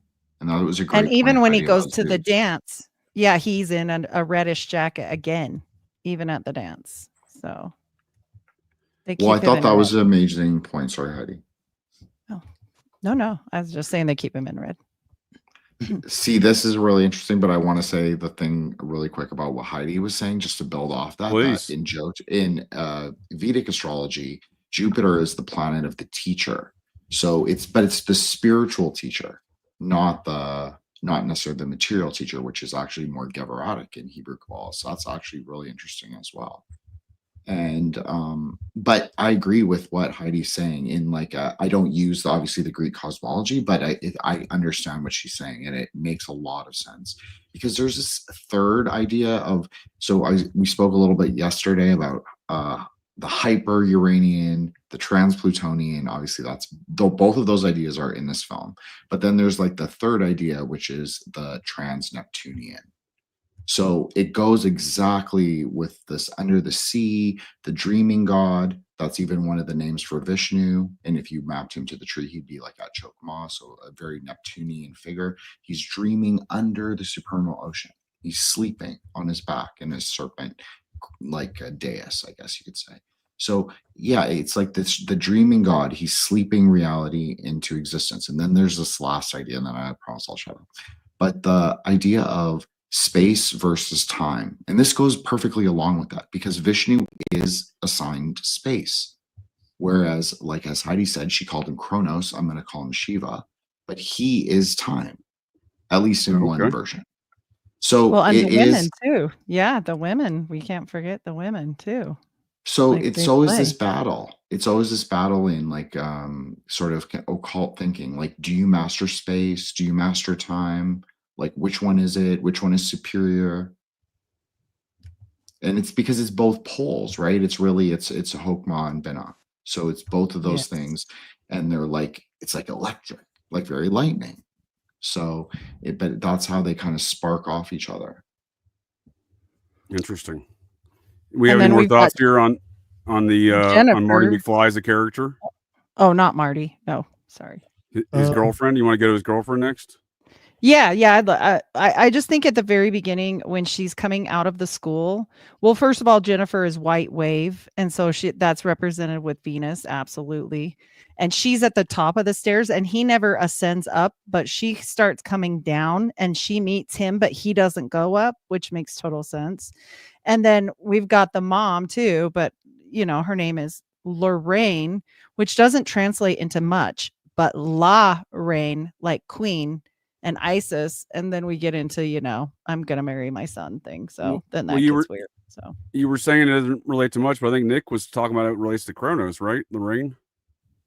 I don't know. Oh yeah, and some of the gematria when I get to it. Yeah. And Jennifer was Venus, Lorraine. Right? Oh yeah. And that's what Heidi was just saying too, right? So you came up with some gematria conclusions, concluding what Heidi was just saying without from two separate angles. It sounds like. Yeah, I'd have to look for that. So that's pretty interesting. I know when you were saying that, Heidi, I was just, I was like, wait a second. I've heard some similar things before, and I was looking back at Nick's notes. I'm like, yep, Nick already reached these conclusions through gematria. Sorry, Nick, I wasn't stealing your thunder. No, I think it's interesting because you're seeing it from one perspective. He's doing gematria and coming up with that same conclusion, and it's reaching these things. That's because there's a deeper logic to it. Like even Pluto is totally matching too. Yeah. Okay. I like this. That's interesting. When the prince is at Mercury, like Marty's at Mercury before he leaves on his magic journey. Okay. The mother, the Venus, to bring up what Heidi said, so we're kind of synthesizing Nick and Heidi's ideas. She's attracted to him. That's kind of the idea, but it's really it's like electromagnetic. That's really what it is. But it's a confusing feeling, right? It's easily confused. That's very hermetic. That's very mercurial. It's like kind of entwined. So the mother, because father he took his father's place when he got hit by the car, so he becomes the father's journey. And it's linear then. And like, just like when I say Isis and stuff, like I'm talking about like with the Isis Horus, what does she do? She says he's the reincarnation of her husband. So that combination makes total sense, Yes. Oh, real quick, JJ, if you don't mind. Please. I wasn't speaking up fast enough. Before we left off of Marty McFly, I did actually have some things just real quick. I did. Yeah. With him because I did have a section. Please do. There's a lot going on with this character, right? I mean, he's kind of the that not only the hero's journey, but he's kind of that Masonic kind of what do they call it? Like sun god kind of thing, right? Well, see, this is something that I've said before. And Horus would fit in there just with Horus. That's what I was thinking of. Was kind of a horror situation. Well, the thing is, in my opinion, the hero's journey, I mean, you're going to have different characters for the same exact person or energy. It's just going to have a different name. Like I've said before, things like Thoth and Horus and Ra, it's all the same, technically, I guess, energy or thing. It's just during a different time and space. It's something else. But that's the term hermetic, right? That's Thoth and another character, right? Very alchemical, you're going from one character to the next. Yeah, and they mash them together, and then they become Hermes Trismegistus, right? Yeah. But with Marty McFly as that is the nature of occultism, it seems. Yes. Marty McFly as Mercury and Hermes, kind of like an archetype. Yeah, but I did have in there too what Cosmic Peach mentioned. His name is Mars though too. Martian, right? Yeah, Mars. Yeah, or like War Force. That's what I was going to say. So it's kind of this chaos effect, right? Is that what that means? Is like a chaos effort or a war effort? You need chaos. You need chaos to create change, regardless. Right. Someone's going to have to do it. Messenger. I looked at him as a messenger between both worlds. I even looked at it like in the beginning when he plays the guitar, kind of like a Logos of Thunder. Hermes invents the lyre. So I mean, I did wonder if there was like somewhere a connection with that. He's kind of a trickster. Again, even playing the guitar, that's vibration and sound. And he cranks it up too, right, to the loudest degree, right? So that's a very trickster element to that, right? Technically, he does go to the future and brings back knowledge. I mean, he knows what's his face's death. So I mean, he is someone who was going back and forth with bringing knowledge. Yeah. Hermes, or I could be wrong about the exact person. He had wings on his shoes. This guy. That's what I was going to ask you, right? He's the messenger guy with the wings, right? He's got a skateboard and a hovering skateboard. So I mean, he does kind of got like traveling feet in a sense. Yeah, I was going to ask you about that because that is the Hermes real quick guy with the wings, right? Do you know how much? Go ahead. I was just gonna say because I love sneakers and I have a lot of Nikes. Do you know how much the Marty McFlys are? No. Well, dude, don't even fucking try to get a pair. But isn't Nike? Yeah, it's a good point because isn't Nike an ancient Greek god as well? Yeah, that's why I bring it up because I also own the Forrest Gump running shoes. You mean Roger Zemeckis' other film, Forrest Gump? Right. I won't tell you how much I paid for them. But anyways, Nike is very important because we got like this whole Poseidon, Mars, Kronos, and he wears those Nikes throughout almost the entire movie, except for when he changes it over to the black Converse. But anyways, the Marty McFly Nikes are like a couple grand. They don't even make that style anymore. But anyways, go ahead. One other thing that I had too, I mean, Marty McFly, you get the MM, that's very Masonic. Have McFly, you already have like that fly in there. And this one could be a stretch, but I did find it interesting that in the movie, he does get, I think, aggravated maybe more than once being called a chicken. Nobody calls me a chicken. Yeah, they call him Red too later, right? So that's another kind of Mars reference, right? And Mercury's animal was a rooster. So maybe that's why they were chicken. Because no, I'm a rooster. I don't know. So it sounds like they're covering like the whole basis of the planetary system here with one character. Yeah, he's supposed to travel. Well, that's what I'm saying. Yeah, exactly. He's gonna any male energy in the Kabbalistic tree is gonna be all him, and every female energy tree. That's probably why you have the girlfriend in the beginning. In order for him to, my opinion, in order for you to cross the abyss, you have to like kind of untangle the feminine energy. That's why he doesn't bang his girlfriend. Now on the other side, if he would have banged his mom, things, what I'm just saying, like now you have the total opposite. Like it's just I like it. No, I like it. So the hero's journey, this travel through the Kabbalistic tree, this is all represented by traveling through these different planets of his character, right? He's representing Mercury one time. He's representing, what was the purple one again? Was that Pluto?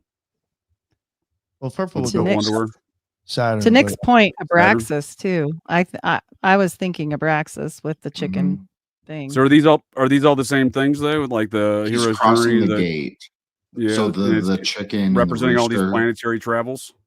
Yeah, he's starting from position A, you could say, jumps in the DeLorean, then he ends up, he travels through time, but the Wikipedia was very specific to say not through space. There you go. Space is their Goes god, right back to the same spot, right? NASA Space Kabbalah right there. Neptune is well, their the god. 1.21 gigawatts to charge it is 4. So think about, I don't know if I have you might something on that. Did you say 1.21 gigawatts? 1.21 gigawatts. But I need a nuclear reaction to generate the 1.21 gigawatts of electricity. 1.21 gigawatts! 1.21 gigawatts! Great Scott! I definitely have something on that. I love that part. So before we get into the 1.21 gigawatts, what was this Abraxas and chicken business, Heidi? Just when Nick not up to said speed on chicken, that. that's what first came to my mind was Abraxas. So what's the connection there? I'm not familiar with Abraxas enough. Because he doesn't want to be called chicken. No. What is Abraxas though? Jin, you want to go on Abraxas? So Abraxas is a goetic spirit who's often associated with Saint Peter if you're looking at it through a more like left-hand path Catholicism lens, like how I used to. And so he's like a guardian of gates, you could say. He serves the same function in the Goetia as Saint Peter does in like the normative Catholicism, because they all have equivalents. Is he the Colonel of Chicken? Colonel, he's the chicken-headed snake god. Right. He has like the body of a there we go. I knew. and then his feet are snakes. There we go. And he holds it in his sigil is like a key and like an A and some other things. But yeah, like Heidi's But right. remember that left-hand path business. Remember what he just said about that, because later, that's going to be something I'm going to talk about later. So it's the chicken-headed snake god eating itself, though, right? That's what we're talking about with the Abraxas. Well, not the Ouroboros. It's not the Ouroboros. That's what I was getting confused with. I couldn't think of the names. I was getting them. So think of him as Saint Peter. Just think of him in the positive polarity. So he's like the guardian of the gate. He's standing at Mercury. Marty has to go through. Where does he go through? He has to go through at Yesod. So he has to pass through the truth or the world. Someone said like the Dr. Brown was the sort of like the word. I think Nick said it. I was like, there's a gematria link to like the world or the truth with the guy. Emmett, his name is everything. Emmett means everything. Everything. So it's everything that we see. So it's that path between like he has to go from householder to like magician. So he's a chicken because he's a householder, meaning that he doesn't know what the outside world is like. But once he's a rooster, the Abraxas, he has to pass through that gate. It's like passing through the gate to adulthood. So he passes. Look at his hair too. Exactly. It looks like a rooster. Yeah. Yeah, you're a cock too, right? It's like a hard rocket passing through negative space. I'm glad I was going to say, it kind of seems like that's his attitude, right? When people are calling him chicken or people are calling him red, it seems like he's popping off like he's a cock, right? Kind of cocky about it. Nick's already laughing. I'll shut up. Yes, to all of that. Yeah. So do we have any, Nick, did you have anything else on Marty McFly before we cruise over to Dr. Everything Von Braun? Yeah, sure. Yeah, I'm good. Yes. So, I think Julia had something about 1.21 gigawatts. Yeah. Well, I was going to say, I figured we get into that since he's the 1.21 gigawatt guy, right? Okay. So that is how he fuels this time machine, is through this immense amount of power, and it's he needs this.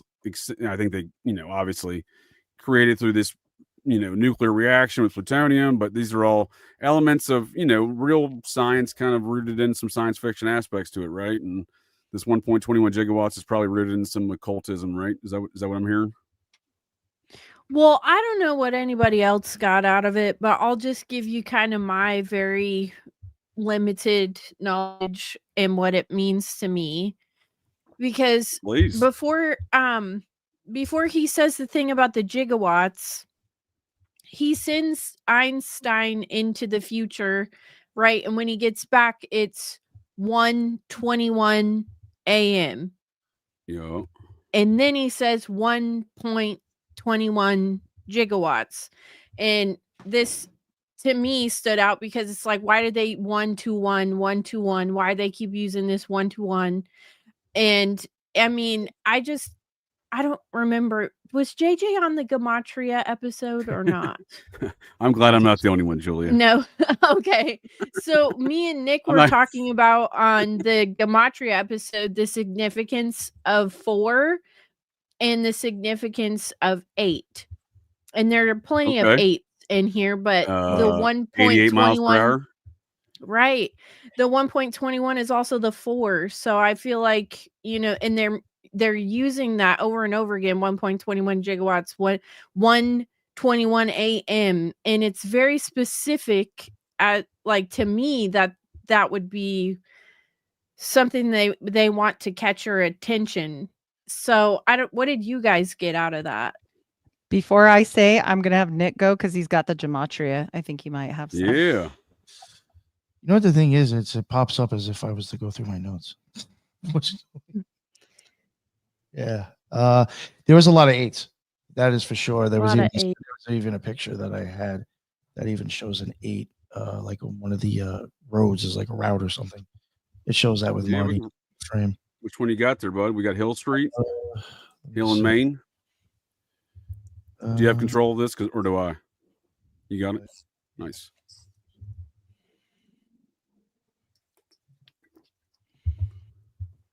Right there. I know, yeah. Also, and this is obviously very intentional because this is a set they all did this on, right? So this is not like this is a the set. intent Nick, of all this. Yeah. add the numbers 395 too. Like it's gonna get 17. you right back. 17. I got 17. It's 8. Yeah, Oh. and then it's 8. Well, You're so not wrong. also just really quick, the clock tower has a lion on either side or Save a the clock tower. lioness. Yeah. And then he lives in Lion Estate, which is 2 lions. Yeah. And the lion is Leo, which is the 8th month of the year. So you're getting double 8s on the clock tower and double 8s on the estate that he lives in. So Because like that's because of the 88 Leo. Is that what you're saying? That turns into 80. because The the 8th lion is Leo, the 8th month. Yeah. So if you look at it, it's 88 on the clock tower and 88 on Lion Estates, and then 1.21 gigawatts and 121 AM is 4. And so if you added that, that's 8 again. But anyways, a lot of 8s, a lot of 4s, a lot of significance on time and numbers for sure. The 4 for sure, because it's all of the elements together. And so You're right. Yeah, charging it with everything. And think of Emmett, what is he? He's everything. He's the universe. And he's the one that's always talking about this 4 because it makes sense because he's everything. So I'm just going to show a picture of these lines real fast. Good Kabbalah. Yeah, pretty much. Yeah. Look, these are some pretty interesting little. I mean, again, taking into note that this is all, that's a Russian pin. This is all very well designed, for a purpose here. This is strangely enough, I believe this is the same set they used for Gremlins the year prior or 2 years prior, maybe. As far as the downtown area goes, badass. I love Gremlins. Yeah, if you watch Gremlins and you watch, Back to the Future, you'd be like, wait a second, I've seen this town square before. But no, these lines are very interesting because you see them like very prominently between him and Brown in the middle with the clock. I mean, it's a very scene that you recall. It gets very long lasting scene in your memory. I feel like there is a clock at the beginning, the very opening scene though, JJ, of that. A guy hanging off of the clock tower just like that. I was searching to try to find an image of that. I'm gonna have to go back and watch it though and find that. Do it. It's in there. It's an opening scene. Scene. It's interesting, the arrows, like it's almost pointing onto like the paths that the magician should take. Like which way he should go. Because like I know that like I have some things that I want to say, but I don't want to say it yet because it'll wreck stuff because we're not there yet. But yes, absolutely. Or should I wreck it while we're looking for the picture? I don't know. Nick, did you have anything else on that pen you were talking about? Excuse me, on the what? You were talking about a pen on your slides here. Pin. Somebody was wearing a pin. Oh yeah. Oh wow, my bad. Yeah. That was a pin that I mentioned before. You can't really see it too well, but it's a pin that goes back to some Russian stuff. Again, it's just when I get into it, it's just a lot of rocket stuff. Gematria. Yeah, let me pull up my notes. Wouldn't that be weird if it's Russian rocket stuff? It connects both sides of the It was with like art gallery. Oh, okay. Yeah, place of Marty wears a souvenir. It's a souvenir button from the Art and Revolution, Soviet art and design from 1917 to 1935. Very Trotsky. Exhibition that toured the UK in the late 1970s, early 80s, mostly known at Liverpool's Walker Art Gallery. Well, that's a weird thing to incorporate in this film, don't you think? Well, there's tons of like weird Russian. So many Easter eggs. Yeah. That was very Red Dawn of them. Okay, there you go. More That's true. More embedding in the communism era of the times, right? The anti-communism era. Anti-Ruskies. One thing I can bring up, I have in front of me now. Sure, knock it out, man. It goes with the 17 and the 8. Yeah, I say I'm on a roll with these numbers. Please keep going. All right. Yeah. When Marty leaves the house, Use the address. It's 1646. That equals 17, and then you could turn that into 8 again. Then you also get, I don't know what made me think about it. That is a date. And I looked that up for like anything to go with Masonic stuff. And back in October 16th, 1646, going by the old calendar, which would be October 26th, 1646. Elias Ashmole, who's a Rosicrucian too, we've covered him on the Occult Rejects with Obsidian Mott, and he got initiated into Freemasonry. And that is the very moment Doc and Marty fire up the DeLorean. It's October 26th, 1985. Interesting. It looks like Marty's address is 1646. Yes. That's why, yeah, the first. And his is 1640. So there's a lot. These things are deeply embedded in, is what you're telling me. Yeah, in 1646, the St. John, there was a Masonic. Wait, hold on one second. There's one thing that I wanted to just mention. I think is interesting. Thomas Brown's. He has a book that comes out that coins in 1646 as well. Coins the word electricity. So the word electricity even comes out in 1646. And somebody else that I have mentioned multiple times, and I've said about like being able to move, spirits or demons through light and crystals. Athanasius Kircher in 1646 put out a book saying that he thinks that you can project moving images with light. Okay. That's very interesting then, because that's really what we're talking about here is the magic through the moving images of light, huh? Yeah. And I should have clarified on my address, it's the real address of the real house. So 9303 Rosalind Avenue. Because I think it does change.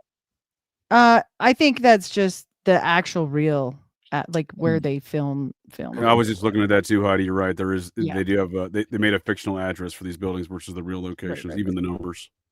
Like, once again, to this interesting because you would layer the purpose, right? JJ. No, that's two realities. Yeah. Well, there you go. There you go. That's a good way to look at it too. Go ahead, Jim. Bringing the poles together. You're layering it. You're choosing a house that has a magic number to begin with. There's lots of houses that do. Then you're going to add in your metafictional. All magicians do this. They kind of create like a fake narrative, we could say. It's not that it's a lie. It's just that it's like a movie. It's like kind of fictional. So, but it's kind of real at the same time because there's it's a real underlying truth. Like, I'm really impressed by everybody. Let me just say, like, how good like Nick is, Heidi is, Julia is, you are, JJ. Like, I didn't know any of this coming into this. Like, I didn't really have that deep of a thought. But I have to say that the thing about Jupiter that Heidi keeps saying is really important, because there's a saying in Kabbalah that the spark, the mercurial element, the starting point of the prince is the heart of that Jupiter character or the Zeus character. It's the heart of Hesed. So it has to go through his journey in order to be expansive, like lightning, to travel through space. That's the whole thing. He has to become lightning. Then he reflects off the water like a mirror, and the lightning goes everywhere else and then can energize like everything else. There's just so much lightning stuff here, right? Oh, there's exactly what he said, and then I'm gonna say something towards the end, and it's gonna all come together exactly what he said. Like, that's how I interpreted it anyway. But I like everybody's stuff because it's all different, But it's a duality movie. Yeah, for sure. That's a good way to look at it too. There is a duality to all of it, right? It's right there in Hill Valley. You're getting a duality. Exactly. Yeah. That's even another thing. November 5th is one of the dates in the movie, right? November 5th, 1955 was an integral date. I think that's when we developed the flux capacitor, right? That's Guy Fawkes Day too, right? Oh yeah. Hill Valley matches Guy Fawkes. No shit. Yes. Well, and you mentioned Germany before, and Einstein's Freemason Germany stuff, right? The Freemason lodge that he was reportedly associated with is the Theodor de Neuhoff number 111 in Berlin, Germany. I thought that was weird. Nice. November 5th, 1955, right? Yeah. Wow. Hill Valley, just to even throw in there too, which I thought was weird, because as I go along, like when we talk about things, I'll add the gematria as I follow it in my notes. You get a lot of twin stuff coming up. You even have twin pines, and a lot of stuff. It does match the twins in Twin Peaks, and 2 keys. I thought that was maybe interesting because I think I started getting. All right, just real quick, it was the next thing I have anyway. Mayor Goldie Wilson. I looked up Goldie Wilson. His name matches Twin Dragons, the secret key, and Wilson equals the Joker and the Dragon, and Valley equals like Marty, Jester, USSR, and Caduceus. Heidi likes keys. And the Caduceus too, for sure. And you will get into Asclepius later on, which is the same thing, just minus one of the snakes. Right. Also, if you add 11 plus 5 plus 55 is 71. 7 plus 1, you get another 8. Holy smokes. 11 times 11 is 121. The 8s are really everywhere in this film. I mean, they went really hardcore on that, huh? Code maxing. Yeah. Sure. Code maxing. I like that. I like the maxing terminology of the. I'm trying to introduce you to the Zoomers. That's more of a Zoomer term, I feel like. Yeah, but if you're very online, like if you're a very is that Kino? Is that a Kino term? What are we talking? That's a Kino term. That's from the Zoomers, but it's Kino by millennial standards. It's cool. Right. No, I like the term. It's kind of cracks me up, right? Like the whole idea of maxing, right? Go ahead, Nick. What were you saying?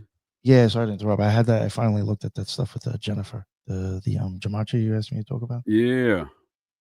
That equals in simple Venus, Horus, Masons, Square, Tower, the Fool. Her phone number is 555-4827. Now, I mean, I just kind of took out the 4823. I took out the 555 because that's like on everything. And the last 4 would equal 17. We could add to 8 again. Damn. No shit. And he lives in Lion Estates, and in simple, that equals twin. And Lion in Hebrew equals Russian. Well, and they're the twin pillars, don't you think? Yeah, and then we're back to the duality here too, right? We got the different versions of the mall during different times, right? With the note when he's finished, like you were saying, Julia, with the 9/11 predictive programming aspects to it, you also have the single tower now too, right? Well, I was gonna say, I think this would be a good time if you could, JJ, to play my clip. If not, I can maybe text it to Nick and see if he can get it pulled up on his. But I did email it to you.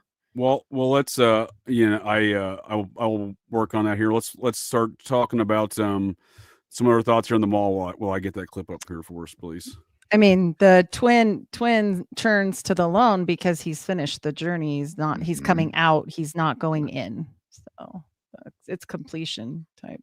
Right. Is it 1:34 a.m. 8 as well? It's both 8. Mm-hmm. There you go. Okay. But you should never reduce. You should really never reduce a prime number. I'm not saying you're wrong. It's not like that. You're right. It's 8, but it should be 17. But Heidi's right because it's showing a different path on the tree. So it's the 1 plus the 34. 34 is the number of apotheosis. So you've gone through the whole tree, and then you've, exactly like Heidi said, you've come back into the kingdom. But the Twin Pines Mall, you've split off. You are the hero and the dragon. You are the beast and the hero, both. And then you've just gone up straight to Tiferet. So you have to the sun, which is, again, to your point about the lions, Julia, like that's what the symbol is. Leo is the sun. So that's why you see that there. So it's like, that's also the beast. That's why it's a noble animal, but it's also a beast. And also the son, it is the son doing the journey for the father because he takes his place and kicks him out of his place where he should be because he's the one that gets hit by the car. So therefore, once again, can we just say the fact that George McFly was a peeping creeping Tom? Yeah. That was weird. So weird. But it's sex magic again. Let's say the peeping Tom stuff. Yeah, that's all of it gets super creepy, really, when you start considering all of those aspects. It's dark. It is weird. So you're saying there's some sex magic aspects embedded in the numerology of that, huh? There's some like actual like outward ones at the end too. And with George McFly, I dare say when we get to him, it'll make a lot more sense. I'm gonna hold on to it so I don't mess you guys up because we're gonna play the clip. And I don't know if Nick said this, but maybe he is the fool Nick, archetype. we're gonna have to take a moment on that clip because I couldn't quite download it, but I did Okay. forward it to Nick in case he can handle it. It's Well, my Nick- connection sucks at the moment and the file was too big. Sorry about Oh, that, Julie. I Nick, just couldn't can I text download it to you or? I got it right now. Oh, Downloaded. perfect. If you're able to play it, that would be super helpful. Yeah, I might be able to 'Cause convert on my end too. It wouldn't let me share it all on my end. I can say just one load thing the file. why we're going and talking about this about Oh, yeah, George, yeah. if you guys want. Yeah. So Jordan, I are we truly done believe with that. everything Von Braun here? Is that what you're telling me? I think. Well, yeah, I think. Okay. On For to The now. whole George. I film. like That's it. just the whole film is you can consider like a Von Braun Parsons Yes. love letter. I think Yes. so. Yeah, I think so. Even this image that Absolutely. you pulled up is so holistic. Exactly like what Nick said. Most people don't pick up the purple density of Binah. Most people don't. They'll associate black, Yeah. like deep black, but there's actually a flashing blue and a purple there. It's all dark purple. That That's band right. key purple is basically Saturn. That's right. That's 100% right. What Nick said. That's more deep knowledge. Like most people wouldn't say that. They would say black or whatever. So that's what I'm saying. Like a little more. You'd have to have a little more magic knowledge, maybe, to like pick that specific thing rather than just pick. Like if you're picking from a book, you're going to pick black because that's what the books would tell you. But if you're picking from experience, you'd pick purple with the flashing gold and the lightning in between because that's like the luminosity. Do you think that it's significant the mayor's name is Goldie whatever Wilson. Goldie Wilson. Wilson, yeah, Goldie Wilson, like because you mentioned the J.C. Penney and like the other stuff, and then like the mayor's name is Goldie. That's interesting. Could be. Also what Nick inspired said. by Marty because Marty says, "Oh, you should run for mayor." So it's like he impacted that outcome as well. His will. You get a very Forrest projected Gump outward. experience, before Zemeckis' Forrest Gump. I mean, Marty McFly did a lot of Forrest Gump. Yeah, stuff he here in was. this Zemeckis Yeah, he film. was. What were you saying, Jen? I apologize. I stepped on you. What were Oh you saying? no, that's okay. I just think that that was a really interesting point Julia made, like about the mayor, and then Nick said like a bunch of amazing points about the mayor's name, like the double keys. That's very St. Peter. Like we were talking about Abraxas. Part of his sigil is a key. St. Peter holds the double keys, but there's actually more than 2 keys to get into the gate of heaven in a more esoteric reading. So that's really interesting, right? And so yeah, maybe he's the grand master of the town. He's like the grand master mason of their little lodge in the middle of wherever they are. So that's what I would see him as. He's the Tiferatic in nature. He's a 33. Even has like one of his billboards had magic numbers. I don't remember what it was. I'm sure Nick wrote it in his notes. But that's like immediately what I thought. Like Goldie Wilson, Tiferatic, like, okay, he's gonna be the boss, but he was projected outward. So it was like I consider this film like very plus ultra. Like it's very like magicians wrote it. Magicians kind of inserted their little little tricks and interesting little points, Easter eggs, as Heidi called them. That's a perfect way to describe it. So they inserted it in, and they're like, "Oh, how deep? How many layers can you go?" Because interestingly, this is considered a perfect film. Like, there's no technical errors. The editing is considered like really clean, really good, right?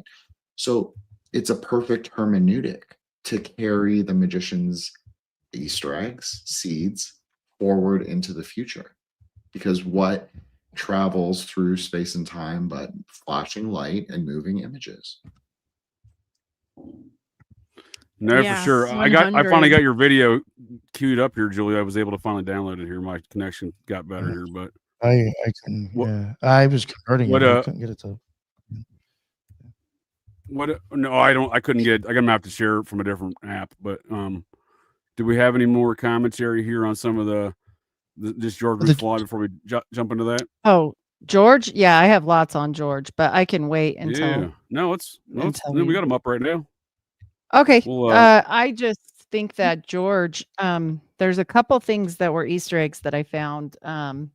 And that's that he mentioned that he was a left-handed person, but he's writing right-handed for most of it. And they used to push this on yeah. people because it was very seen as negative. And I dare say this whole thing is about how George's life is going to be changed if he continues on right hand path or the left hand path, right? And they're forcing him to be on the right hand path, but we don't really know if that's what he would decide. And so we also have his name means earth worker or farmer, and or it means works with the dirt, which we get back to Adam. Adam means ready. We get into the whole Adam, Mason type stuff there when we're talking about creation. So where George is concerned, I think it's pretty interesting that eventually when he's had enough of enough and he punches the guy, he does it with his left hand, even though he's been using his right hand the whole time. And That's the so it's left-handed kind path, is of what you're saying. yeah, and then what happens is he goes home, and also we have to remember the lightning path is a direct ascension, and it's fast and it works, but also it's not always the best way. It's very magical. It's very left-hand path to choose lightning. And you go back and his life is completely not hard anymore. He's got all the comforts, which would be very Luciferian, very left-hand pathy. Like, okay, it's much better now. Now he's bossing people around. Now he's the boss of his own universe. And he's chosen that one thing changed everything for George, that punch. Sure. So that's him going on the left-handed path, huh? That's how I felt about it. Interesting. No, that was an incredible point, I have to say. Like, honestly, I didn't catch that at all, but it's like, sounds so obvious when Heidi's saying it. I'm like, oh, fuck, why didn't I I had help with the punch, but the thoughts were mine on the rest. I think the folks of the chat and the interwebs here agree with you, Heidi. That's an excellent point. Thank you. I think that's all, and so when we think about Marty, why is he the one going through this path, right? Because he took the dad's place. We're back to Isis. What happens with Horus is the son is the father and the father is the son. The son is the recreation of the father. So he takes over the journey to fix it for him because he's too much of a goofball really to do this, right? Like he's just not doing it correctly. So the son is fixing it all the way. And then he ultimately gets the choice with the hit. And he chooses which way he goes there. And then his whole life is completely changed after that. So that's fascinating way to look at that. And he's able to reconcile sort of the changes in his life. So he's like the true hermetic character of the movie. Yes. And they're one and the same because, the son is the father for a brief time until he returns to reality, which is why it's not reality because it's he's fixing past. So that's what's the show on in the background here? It's a good question from Donald Ferguson. It's Ralph Cramden, right? And the Honeymooners, right? Is it? I can't even tell. Doesn't Ralph Cramden always want to send his wife to the moon? Yeah.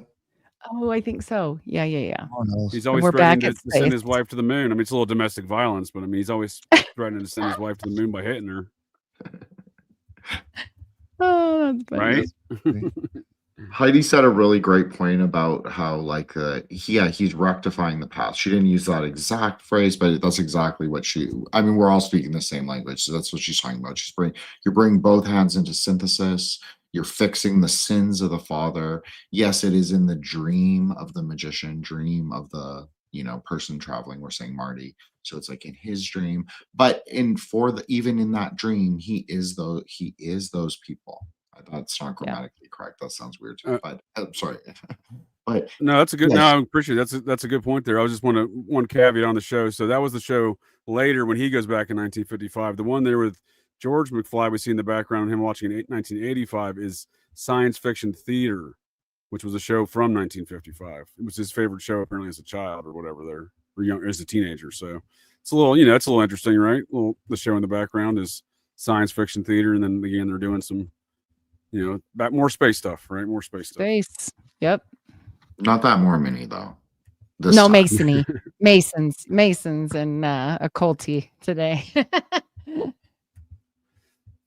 So, do we have anything else here on Mr. McFly? And before we kind of go over some of the esoteric aspects and the occult aspects of the journey that they go on here? No, but I have a funny little piece because I love JFK so much.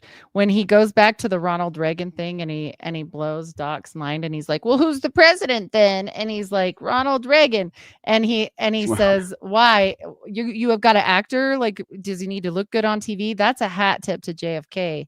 Because JFK one time got on a speech. Yeah, and he was like, "I'm just gonna win because I look good." That's interesting because I have that clip right here, Heidi. Doc, you gotta believe me. Then tell me, future boy, who's president of the United States in 1985? Ronald Reagan. Ronald Reagan, the actor? Doc, you gotta believe me. Then tell me. I think that also ties into the Donald Trump aspects that we see that introduced in Back to the Future 2, and kind of that kind of predictive nature, as I was referring to, of where do these ideas come from. But that is an interesting aspect of JFK too, her perspective. Did you notice when Marty gets to 1955, he's walking through Town Square, the movie that's on at the movies is a Ronald Reagan? No movie? shit. No. Well, shit. I know did what not one it notice is that. when they get back. Yeah. It's up on the the first thing. Yeah, what you just said, Julie. It kind of almost zooms in on it. Yeah, it says Ronald Reagan, and it has the. That's awesome. It's a meta movie before the meta movie. I never really thought about it like that because this never really gets considered to be like a meta film. The first meta film was Thesis, which is a Spanish film from like 1995. So we're talking about like pretty late, like past this film. But this film really actually has it all. It's really telling you, it's like everything's a nod and a wink to the outside reality, to the outside world. So it's very interesting. Yeah, I totally agree, and I think that's a good point, good jumping off point for the video that Julie wants to share with us here, which I've kind of keyed it down here. It's an 8-minute video. I apologize, Julie, but I've kind of keyed it down to these aspects of what we're just talking about there, and the Twin Pines Mall, the 9/11 predictive programming. I am familiar with this clip. Is this True Stream Media? Is that who originated this clip? So Colby found it and he talked about it on his podcast, which is where this clip is from. If we can't play the whole thing, that's fine because I can sum it all up. However much we watch, if we don't get to the rest of it, I can sum it up. But the video that is in this clip is no longer available. It got removed. You can't find it on YouTube. You can't find it anywhere. So that's why I had to get the clip from his podcast episode because you can't even go find the actual clip itself. So it's one of those things. It's like I think I seen it a long time ago. I think it was. I didn't realize it had been memory hold with the way Houdini here because I think it was True Stream Media that made that originally. Yeah, they've removed it from everywhere. Interesting. Yeah. No, I think there's some great points brought up in here with even additional layering of this whole, 9/11 Twin Towers business, right? Again, it's I don't know if that's True Stream Media, the name of that one. Well, I don't remember all these names, too many names, but yeah, I have come across this clip. It is interesting they would memory hole it there, right? Because it's almost like it provides validity to the fact that there's something way deeper going on here, huh? Yeah. Do we have anything other commentary there before we start the clip? I think you were going to say something. Yeah, and I think shit, I already moved my notes. Yeah, there was something I was going to say about George McFly about the stuff that. Yeah, please do. Sorry, George McFly. Again, when you get, I've already mentioned Dragon and Keys. His name equals 3 keys and wood dragon, and George does equal magician, pineal rose, and Saturnalia. Yeah, it's a pretty debaucherous festival, right? Saturnalia. Yeah, and his Lorraine, his mother's name equals Kronos. And there's the what's is there any reference to the cross of Lorraine with the use of the name Lorraine? Oh, maybe. Yeah. Yeah, because if to go with what Heidi had pointed out, like it can be also translated as the Queen. So Lorraine is also a region in France. So all of like people with that name that would have originated in that region of France. So yeah, it's like a very Templar, Rosicrucian, very like it's a very magician's nod to something. Like wink, wink. Yeah. Like look over here. Well, and to your point, Nick, to the pineal, the twin pines. I mean, we've got pines, pine cones, pineal. Yeah. So that's all going to be present. Pineal symbol. Yeah. Yeah, with the twin pines, that's very much a nod to that, huh? With the pine cones. I was gonna say that.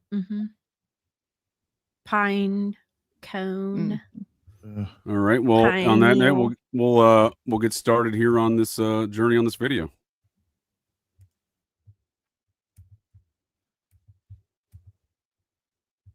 Oh, maybe. Got to get some sound going for us here. Yeah.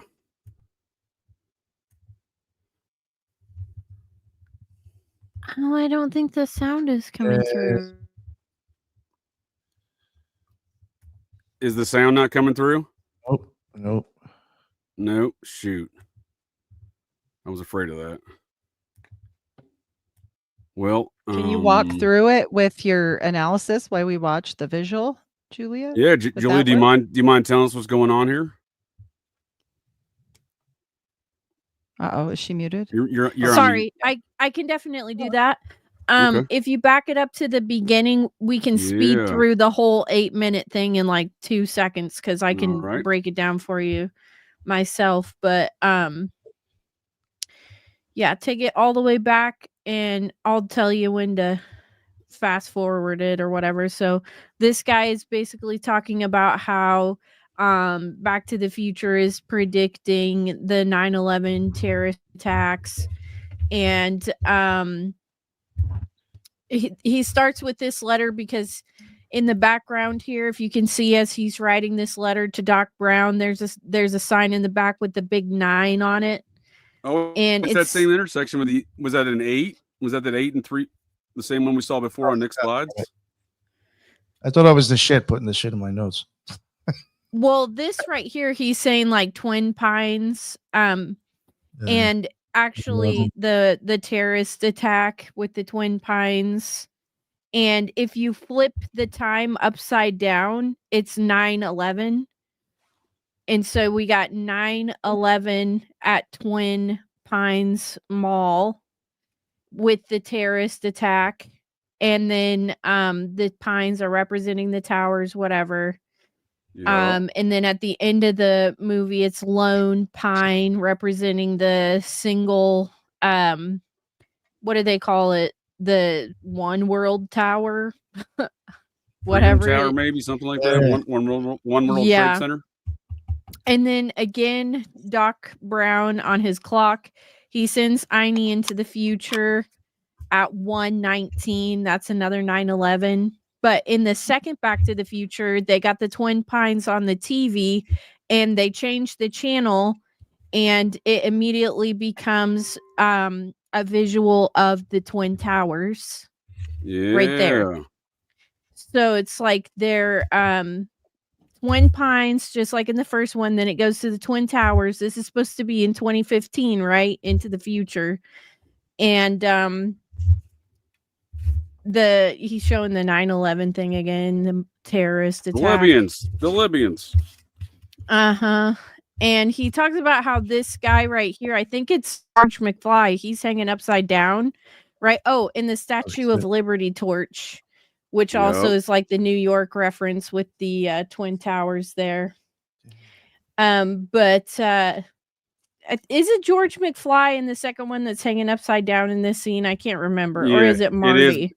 It's George, but it's not Crispin Glover. It is George, the character George McFly. Right. So if you look at it from his perspective, basically, with him hanging upside down, he'll flip it and it'll show like this is a projection of the towers falling. in Back to the Future Oh. 2. Oh, yeah. But if you The Tarot Hangman, is that what actually you said? It's very Interesting. Geverotic. but if you speed it up just a little bit, because we already Yep. talked about this part. Twin Towers, 9/11, hanging upside down. We talked about all that. You know, the Libyans were the pharaohs, like military. I did not know that. Yes, yeah. And in this this bit, I just saw, since we're waiting for it to fast forward. Go ahead. They do specify it's an AK-47, and they said damn Russian guns or some shit like that. Because I do have tons of stuff to Russia, so I'm even trying to show that with this part too. So in this part, he's talking about how it says tower strike on the newspaper, tower struck, like Twin Towers, tower struck. And how in this scene it cuts it off, but it goes 9/11 with the fire, 9/11. Yeah. And then in the All-seeing background eye. is the all-seeing eye that is looking at them. And so Robert Zemeckis, this is the date when they go back into the future, right? October 21st, 2015. So Robert Zemeckis would later go on to direct a film called The Wire, October 21st, 2015, about a guy stringing a wire between the Twin Towers and walking across it. So he's literally referencing the date of the movie he's going to make in 2015. So from 1985 Back to the Future, 2015, when he comes out with The Wire, on the day that he put in Back to the Future 2, is another movie about the World Trade Center. Which is wild because they made a documentary when that dude did that at the time in the late 70s, right after they built the trade centers. He made a documentary about it, I believe. Right. And so like in Back to the Future, they're like, what's with the wire? What's with the wire? Talking about the wire from the clock tower to the DeLorean. And then Robert Zemeckis goes on to make a movie called The Wire about a guy stringing a wire between the Twin Towers and walking across it, right? The Walk, it's called. And the craziest part about it is actually the way that he dresses the character in The Walk is the last outfit Marty McFly has on right here. It'll show it. Yeah. So Marty McFly has on the black leather jacket, the red shirt, and I don't know, I guess like some kind of blue jeans or something. Literally, that's the exact outfit that he puts on the guy in The Walk, Twin Towers. That's Joseph Gordon-Levitt, ma'am. That's JGL. What are you talking about, that guy?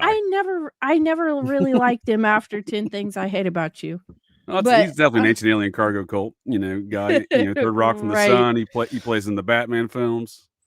But yeah, so I mean, it's literally kind of like this weird Twin Towers predictive programming thing between the first two Back to the Future movies and then a movie he literally directed exactly 30 years later to the date in Back to the Future 2, October 21st, 2015. He releases another movie about the Twin Towers.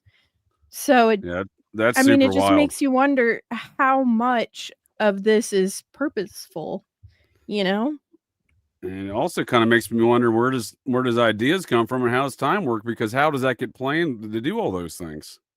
Like, how did he know in 1985 to talk about October 21st, 2015 about a movie he hadn't even made yet? And how does he know that some Looney Tune French fellow is going to go do a trapeze act on top of the Twin Towers back in 78? You know what I mean? You can't plan these things, I feel like. Well, maybe he can. Maybe that's an interesting way to think about it. I'm open to it. I'm open to it. Maybe Howard he's got a Doc Brown of his own somewhere. Right. Maybe that's what it is. Because like one of the masteries of time is the knowledge of your own astrological chart. So that's demarcations of time in space, right? Like very practical demarcations of time and space. So but there's also the idea of the magician who's going to like plan in the future, like be very, what we call chronopoetic, where we put like the seed, like he plants a seed in the film and then he's like, I'm going to see this work to completion. Because like I've never even heard of that movie with like Gordon Levitt or whatever his name is. Like I've never heard of it. I've never seen it, and I like a lot of Kino. So I'm not saying that I know all the films, but I'm just saying that it seems very forgettable. So I'm just saying that yeah, maybe he manifested it, but like, what was it? It's just like some film Right. about the wire, right? Like he can do the great work, but what is he really like bringing forth into reality? Well, I'm So glad when you we're said talking that. about Great work. Von Braun and space and all that too, and time travel, I mean, I'm just saying, like that gets weird. I'm glad you said. Yeah. I'm glad you said manifesting also on top of the Von Braun stuff, which I think is just very fascinating. That is, that this is all embedded with that again, the whole Parsons relationship, right? But with regard to the reality and time and whatnot, like, well, where are these ideas coming from? Or is somebody are they manifesting some of these ideas through some sort of external source that's communicating these to them? A plan or even the ideas generally through these Well, they rituals, worship right? the space stick, right? As we call it. The space stick, right? Yes, they Right. do. Right, it's very like the Neptunian, chaos. like exactly like what Heidi's been saying the whole time. It's like it's the sleeping god, and he's has to be erect to travel through space. So the rocket is like the perfect vehicle, very Heckalot, right? To travel through space and to penetrate your mother because the Sephira actually are feminine in quality. It's kind of an interesting way to think about it too. It's like very Sure. exactly what Marty is doing in the whole film. It's like, is he going to? Because it comes pretty close. It's like it gets very weird. So You're the Kino King, Jen. I like see I like that. where your I head's at love on it. that one. Meh. So, Well, do we have any notes here on this the odometer, huh, Nick? Because it all seems to be rooted in eights again, huh? Oh yeah. I pulled that up. Yeah. Oh, you have it up on the screen? Oh, sorry, I was looking at the notes. Yeah, I thought that was interesting. Like when they're because we were talking about like the mall and the Libyans. It made me think about the odometer when he went to go jump, and he, there you go again. You have the 8 on there. You have 3306. I do find it interesting if you leave it up though. It does change as he's driving. Somehow it goes backwards. The bottom. Interesting. And what do you then mean? well, The mileage goes backwards, huh? Yeah. Wow. That is interesting. Is that even a nod to time travel? I don't know. 33, and then it goes Yeah. back to 3306, and you can see the 27 right there also. And then there's a 08. Is this after or before on the That's change? before he jumps. That's before he jumps. So he goes back. Okay. And then Yeah. he fixes everything if you look backward on that. If you add the numbers on the other picture with the odometer, it goes back to a 1 on the bottom. Just back to what I was saying on the completion, but Yeah. it's on that other odometer on the changed one when they fix it. When he hits, when he crosses over, you remember how like he hits a scarecrow on that guy's property? The cornfield? Yeah. Scarecrow equals Asclepius. And Francis Bacon, Masonry, and the letters 9/11 and April 8th. April 8th is also the first writing of the Book of the Law. The speed when hitting the scarecrow, you'll see on the screen is like, let me see if I can move. Yeah, if you don't have that, I can bring it up, but Right there. He hits it at 77.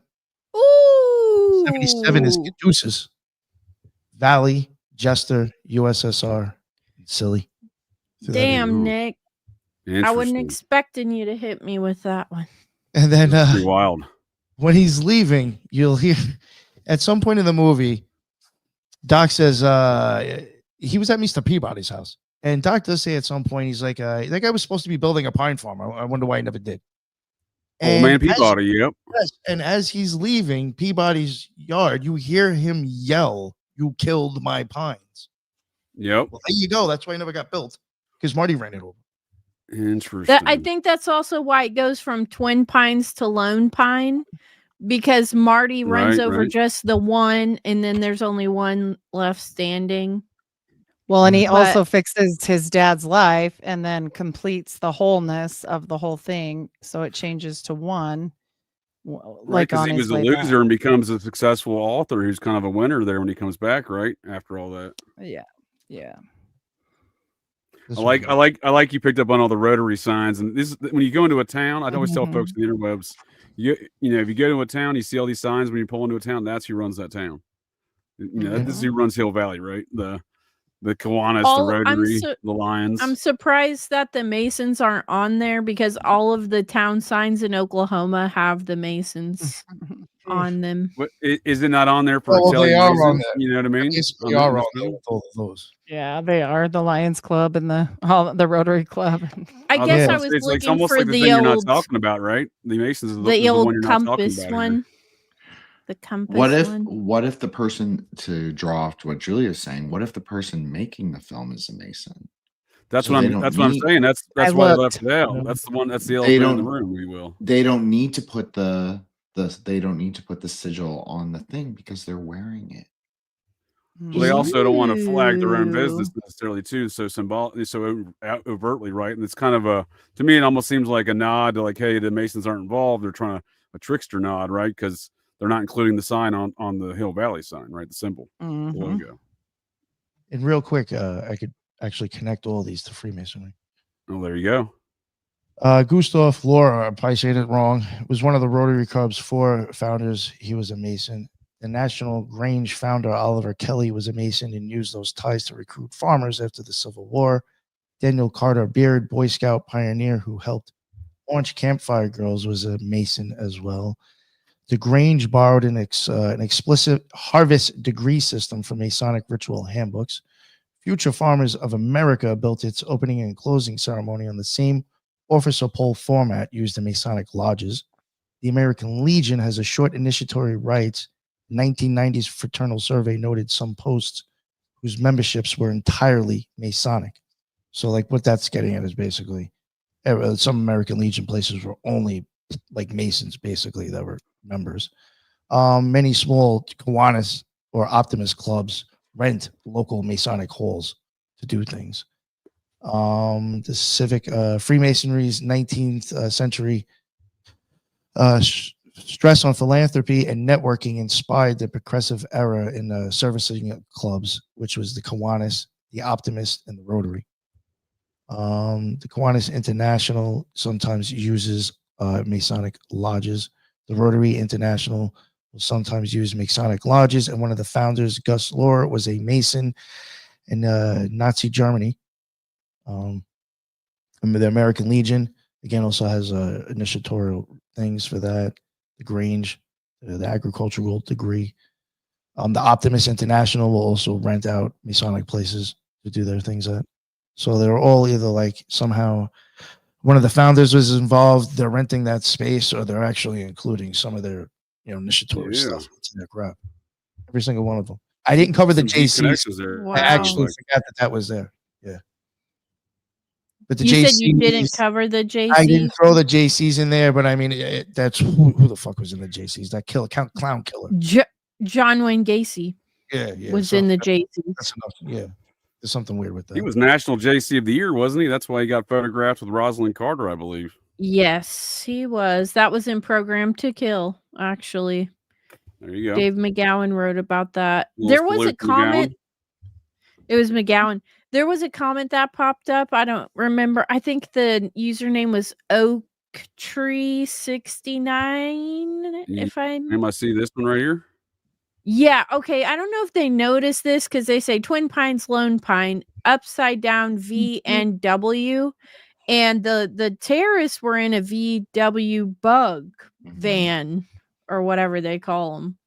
A Volkswagen hippie van, Yep, which I thought was an interesting selection. And you actually see, and you actually see that same van at the end of the movie when they're blasting off where we're going, we don't need roads. That same van is parked on the street in front of the McFly's household. So I thought that was interesting too.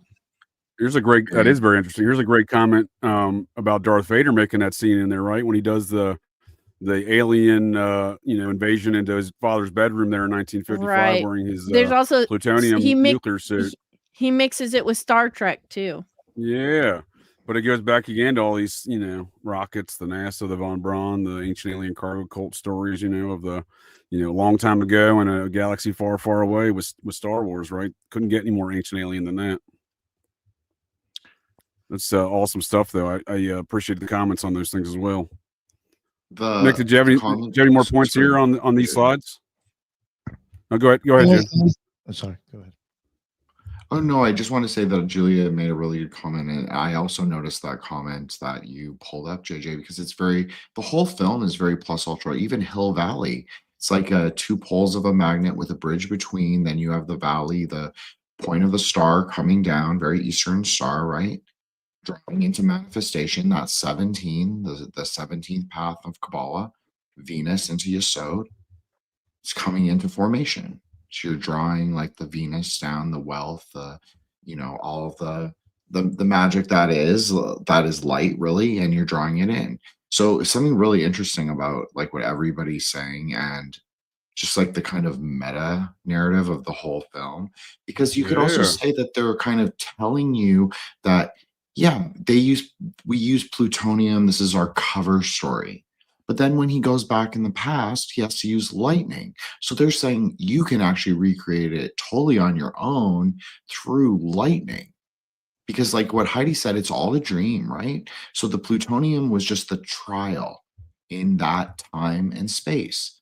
But once they moved through time into a different space, they used a different method. I don't know. There's something really metaphysically interesting now that we're all talking about this, because I honestly did not catch all of this that I'm saying. So don't like it. This is just like free range. Me just totally riffing. No, that's fantastic, Jen. I mean, stuff. No, that's great. I mean, that's why we have these conversations, right? You know what I mean? Generate our own ideas too, right? Yeah, to the two pines splitting apart because they go on the journey together to try and fix the dad's life. Like I've said, it's linear the whole time. And then as he returns, he's the only one returning to the one, back to one. Same with the speedometer going back, it went to one when you added them.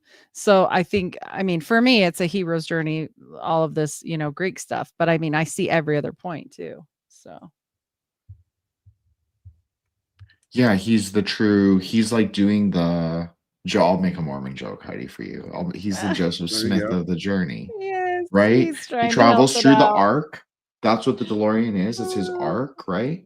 He has to he puts in the plutonium, like you said. Pluto is kind of like the dead father, the corpse of the father, maybe you could say.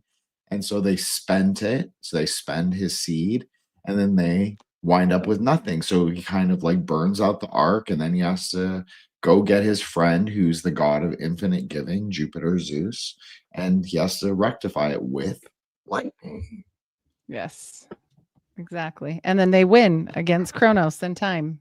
And then at the end, when they come back, well, I don't know if you want me to tell this now or. Well, I was going to say, if we can, if we want to wrap up the storyline before we get into the actual, time traveling device here, the DeLorean. Before we, I'm going to close up some stuff around the DeLorean subject. But if you want to finish up any of the occult stuff we see in the narrative, that's great.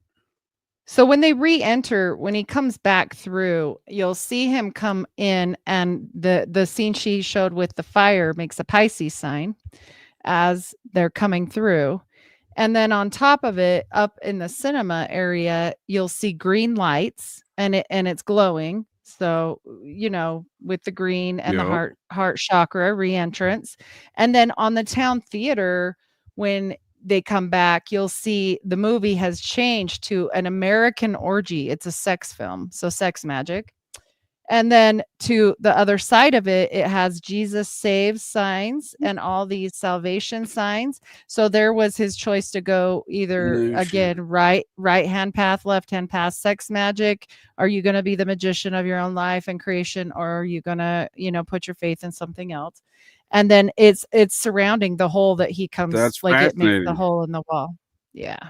So that's what I saw. I didn't catch the movie title with that. That is very much a reference to such things as sex magic, which is interesting. So back to Fory Acriman real quick. You just spawned a thought of mine. Fory Acriman he was a literary agent for Ed Wood. He was the pioneer of exploitation films, which was largely wow. Yeah. So he there you go Like with the these one from these. the one from the Johnny Depp movie. That's the precise same Wood? one. And again, Depp's deeply involved in the neo process, and the process is who popularized exploitation films in the 70s, such as Process Church member John Waters, Hollywood director. Isn't it crazy how it's like literally every time with each new episode, I learn a plethora of fucking information. That's why I listen. I'm not swear. gonna lie to you. I listen to all of Occult Rejects when we get together because I know things when we're talking, but I'm like I always pick up other things I didn't know when I re-listen to it too. Yeah. I just want to and say this Biff. image you selected. Sorry, Heidi, I'll let you appreciate go. it. Real Oh, you're fast. good. It's very Kabbalistic. So I'll just say that. Yeah. What are and your I'll- all? I'll Now that we're shade it. talking about that scene, what are your thoughts on the hobo here? Go ahead, Jen. No, it's just a super Kabbalistic image and it actually fits really well with our discussions on Mormon magic because it really is like a very good Netzach color. But then there's also a quality of green that can be hoed. This is where a lot of people get confused because there's like a blue-green quality also there. So it can either be described as like emerald with light passing through, but then it can also be described as blue-green like turquoise, but that's really the reflection of Hesed. That's how it's described. So it's interesting because that's kind of the hermetic journey of the whole film, right? So this kind of in one image, it kind of relays a hero's journey. Like, does he go through the mother, the diamond, into the splendors of light, or does he travel through the fire into the path of the Father? Mm-hmm. Interesting. And the So you're green. saying he's kind of a messenger then? Because I was thinking this guy's kind of the messenger between all these worlds. He's always running into this dude, right? Top. Yep. Yep. And then by the cinema, it's a clearer green instead of a turquoise green. It's more of a brighter green where you can see the American orgy sign and the Jesus saves and all that signs. And also we've got Biff before we leave him out, like Hiram a Biff. Well, then I was going to close out with Biff once we're done with the storyline here, Heidi, because he ties into the stuff with the DeLorean when we talk the DeLorean stuff as well. yeah, I just wanted to mention that. And that the brother, when you look at the photo, when they're looking at the picture of them disappearing, the brother's wearing a Disney Mickey Mouse shirt. I just had to say that since we've been talking about I Mom noticed Brown. that too. Yeah. Well, there's the right? Yep. Mickey Mouse, Marty McFly. And that's all I have. I'll be quiet now. Sorry, I nerded out on this. That's Sorry, so that's your That's fault, great. JJ. That's great. No, I like it. Do we have any other closing commentary on the journey that he took before we start closing out with Biff Tannen and the DeLorean? Oh, DeLorean. I have some stuff I could talk about real quick. Yeah, well, let's do the DeLorean and we'll roll it into Biff Tannen. How's that sound? Yeah. And we'll call it in here after that. All right. What are your thoughts on DeLorean, Nick? Oh, the DeLorean. Well, I mean, it's more like silver, so I kind of put that more with Mercury, like kind of like Quicksilver. Symbolic of the albedo stage in alchemy. It's powered by like Heidi had even mentioned before, the plutonium Pluto, god of the underworld. And then what was the Y situation with the flux capacitor? What was the significance there again? That to me, I mean, it is the shape of the rising beast. And when you're doing the LVX formula. And interesting. when you're doing a ritual, there's certain things that you make a Y. And it's supposed to be. So it's a ritual schedule of some regard, is what you're saying to me. Yeah, it's something that you will make when you're doing a ritual. Yeah. Then I have it needs 1.21 gigawatts. I just found that interesting with 11 times 11. It does get that. Very Janus-like, or double poles, or twin pines, I guess, again. I don't know. Yeah. Again, stainless steel body, kind of even that look, purifying Mercury stage, reflects reality, a mirror or a portal. Maybe going too far, but even with the wings opening up, it's very like a scarab-like, or as far as the gold wing style, I mean, that's a very unique, even and to all automobiles, that's not a very common feature, right? So what do you think the nature of that is as far as occultism goes? I have like Horus's rings, the Egyptian, like the solar disc, scarab-like kind of resurrection. I mean, that's what even about fallen angel? Even fallen angel type, Yeah, that would coming back. Yeah, that would make sense. Yeah. Yes, exactly. Yeah, totally. The plutonium core, again, Pluto. Want to give the descendant to the Yep. bottom. Yeah, and then the flux capacitor, the Y-shaped sigil, is again, I think, the rising beast. And I've always said that I think the beast without a leash is pretty much just like electricity on its own. Right. That's an interesting way to look at that. I guess it looks like the etymology of DeLorean is related to these hills, right? Hillside, it says. It's a good comment. Well, think of what you just said, Nick. Electricity on its own. That's exactly what the lightning was. Yeah, exactly. Yeah. So it didn't need the plutonium. It was on its own. Yeah, and Perfect. they say that supposedly that amount of energy does equal an electric bolt. I don't know if that's true or not. Yeah. No, and even another thing, the Masonic, the 8th letter is H, and you do see that a lot, like with the number 88. That would be like HH again, and not even going so much with Heil Hitler, but I would even say that would be like maybe the double pillars and like the pines again, the twin pines, like just showing like double stuff, and even the twin towers. I even thought that might have somehow fit in there. Oh, that's a little off. Just happened to be in my face. Yeah. No, I think that makes sense, Nick, because you're doubling the blessings from Mercury, from Hod to Hesed. That's exactly what you're doing. You're throwing the lightning at the ocean. It's doubling, double eight, right? But it's really a reflection.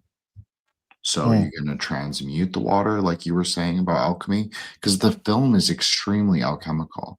Like everything in the film, even flux. Flux can be alchemically linked to Hod or Hokmah.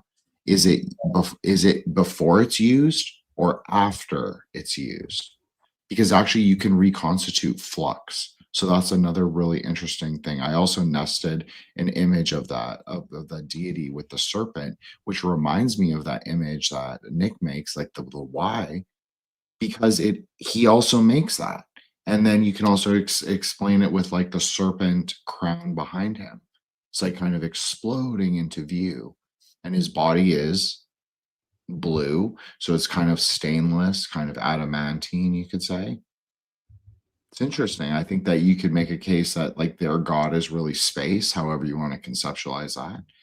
What if it's like the father and son too? Like what if it's representing the two that become one because the kid goes home? That's why I think I have that Marty has the yellow and the yellow. At some points, in my opinion, if you look at Marty in the street and look at a red car, it is an orange kind of looking vest, not really red. The orange and Hod, and then the blue clothes shows the prince and the king at the same time. Well, and sex power too with orange, right? Passion, sexual passion. Yeah. To keep it. I think so. Yeah. So why do y'all think they? I mean, aside from these are all great details, why do you think they chose this car? I mean, they said it was kind of because it's futuristic look, and I guess I can buy that to a certain extent, but I would say it's futuristic looking, especially with the doors opening like that. Sure. But I mean, definitely looked futuristic, but why couldn't they just, church up another car? They only, what I'm getting at is this was a very unique automobile. Not only that, was John DeLorean was not like, they chose this car after a time where he just got acquitted of those cocaine trafficking charges, right? This is 1984, he just gets acquitted. So he, right when the movie's just about, so that means they wrote the film while he's on trial for cocaine trafficking charges. The car that he made of just very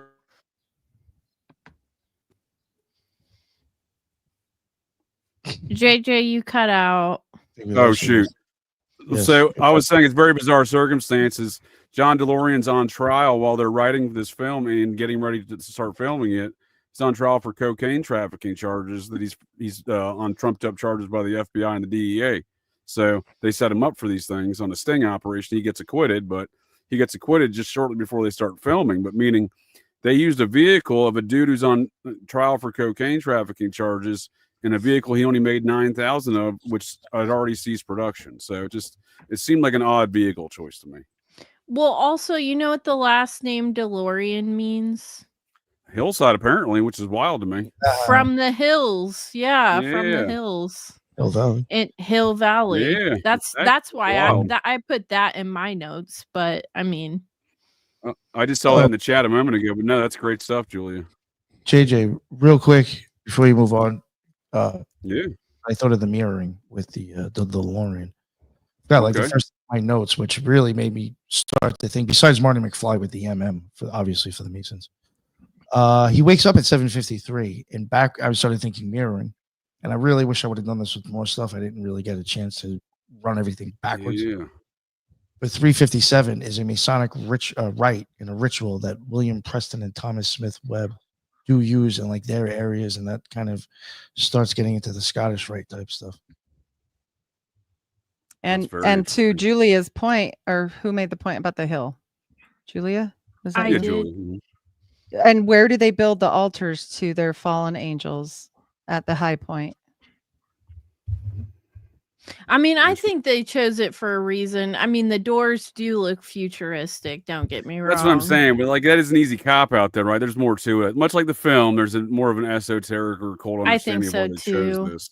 Well, the PR nature alone, the dude's on trial for cocaine. What if he gets found guilty? They're going to have his car in a big budget film? I don't think so. Yeah, but was he found guilty? No, but that's what I'm saying. They wrote the film while he was on trial. And okay, but what if they knew he wasn't? Well, they started filming it weeks, like we'll call it 10 weeks after the trial ended. Okay, well, what if they knew he wasn't going to get convicted of anything? Yeah, but how would you know that? I mean, you know what I mean? What if he was running? What if he was running because they let him off, just like they did with like literally a bunch of serial killers? But that's a good point. But they were really after this guy. I don't know who he pissed off, but the feds literally set him up. They brought him the deal, and then they videotaped him doing the deal, and that's why he got off. But then a couple years later, they busted him for tax evasion. So they were really after old JD here, John DeLorean. Maybe he pissed them off in some kind of way, because like if you were to try to buy a DeLorean now, you can't. Actually, was at a car auction, Julia, strangely enough, Julia, he made a very fine automobile apparently, because out of the 9,000 or so that's produced, about 60% are still on the road. Well, what I'm saying though is, unless you're a millionaire, you're not probably going to be able to just afford this to ride around in. No, I know. That's a great point. I wasn't saying you're wrong. Yeah, it's a great point, because there's only 9,000 that were ever produced, and only about 6,000 I believe exists today. But yeah, you're right. You're paying money because of the lack of a supply and demand, right? So. Well, you're paying money because everybody loves Back to the Future. That's damn right. You know what I mean? That's damn right. True. Everyone wants a DeLorean. They want to pimp it out, pimp my ride style. Yeah, they want to put the LED freaking light strips on it. Yep. What if the DeLorean guy was a member of their lodge? I'm just thinking totally hypothetically, okay? And so, or he was like a member of their faction. You could say, like, I know JJ likes that word, so faction. Yeah, well, you're reading my mind there, Jen. Don't be using your wizard skills over here, buddy. You're reading my mind now. So, well, thank you, JJ. So yeah, he's a member of their faction. It doesn't matter if he gets convicted or not convicted, because they're gonna like give their little wink and their nod to him. It's also interesting that like DeLorean Motor Company, DMC, Delet Mem Cough. I don't know. There's something kind of interesting about that, because if you write it out in Hebrew, it looks like 707. I'm just saying. There is an additional way to do the gematria. I'm not saying that's the proper way. I'm just like, just riffing. That's good stuff. And to this comment here, that's a great comment. The car turned out to suck, but it's a collector's item. No, apparently mechanically it did not function well, but what I was getting at was the durability and long-lasting nature of the body style and everything, the way they did it. Kind of reminds me, I think Elon Musk copied it for a Cybertruck, right? It's like that same kind of steel or whatever, or that same kind of production of the body style. They think they're plus ultra, dude. They think like they're we're talking about factions and cults, right? Yeah. Talking about factions and cults, right? There you go, right? I mean, that sounds like a nice connection right there with just having the same aesthetic to these automobiles they're designing. Yep. They think they're the GAOTU, right? Like we talked about last night. For sure. So just a quick rundown on old DeLorean here. He gets charged October 19th of 1982. 59 pounds of coke. That's a lot. That's a lot. He wanted to sell 220 of them though, so he was even into more of that. So a lot again. The feds brought it to him, and the feds busted him. He was pissing off Detroit by making this vehicles. I think is what it really boiled down to in one aspect, at least. You know, he was a former Detroit guy. He's like, I'm going to make my own car, and they're like, the hell you are, buddy.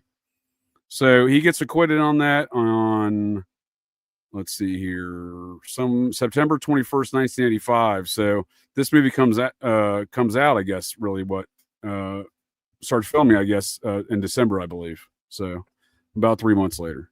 So, you know, I think that's very interesting. And again, or I'm sorry, that's when he got charged with the fraud stuff. He gets acquitted on August 16th. That's right, because the movie came out July 3rd, 1985. That makes sense. So he gets acquitted on August 16th, 1984. And then he's charged again in September of 85. So they were after DeLorean, right? You know what I mean? Like whatever this dude did, there were some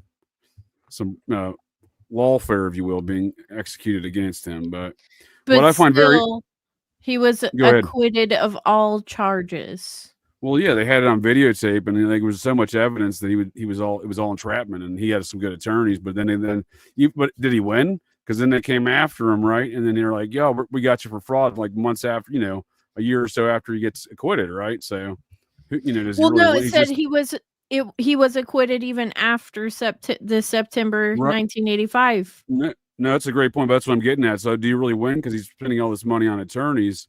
So by 2000, he's financially bankrupt, and he's got to sell his mansion. But it's all in who you know, right?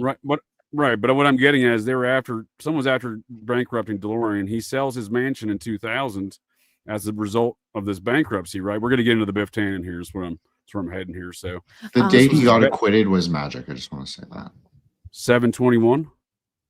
The August 16th, 1984. 1984 is 22. Yep. Super magic number, right? How about September 21st, 1985? August is also the 8, right? Did you say that? Mm-hmm. Yeah. 8 and 16. You got 2 8s, right? Yeah, 888. Yeah, triple 8s. Yeah. How about September 21st, 1985? I don't know if Chin. Do we any commentary on that? I'm listening. I was just doing my math. Yeah, well, 93, right? Right away. Oh. Yeah. And what did you say? 1985? Yes, sir. Mm-hmm. Well, you'd have you'd be like a perfect 5, right? It would be like the completion of like something that you've done, maybe to do some greater thing, because you always want to try and go up to 7. That's the idea. So you use like maybe a launching pad. That'd be a good date for like a new venture, you could say. Yep. So that former estate there you see now is the clubhouse of the Trump National Bedminster Golf Course, and the prime residency, Trump calls it his summer White House.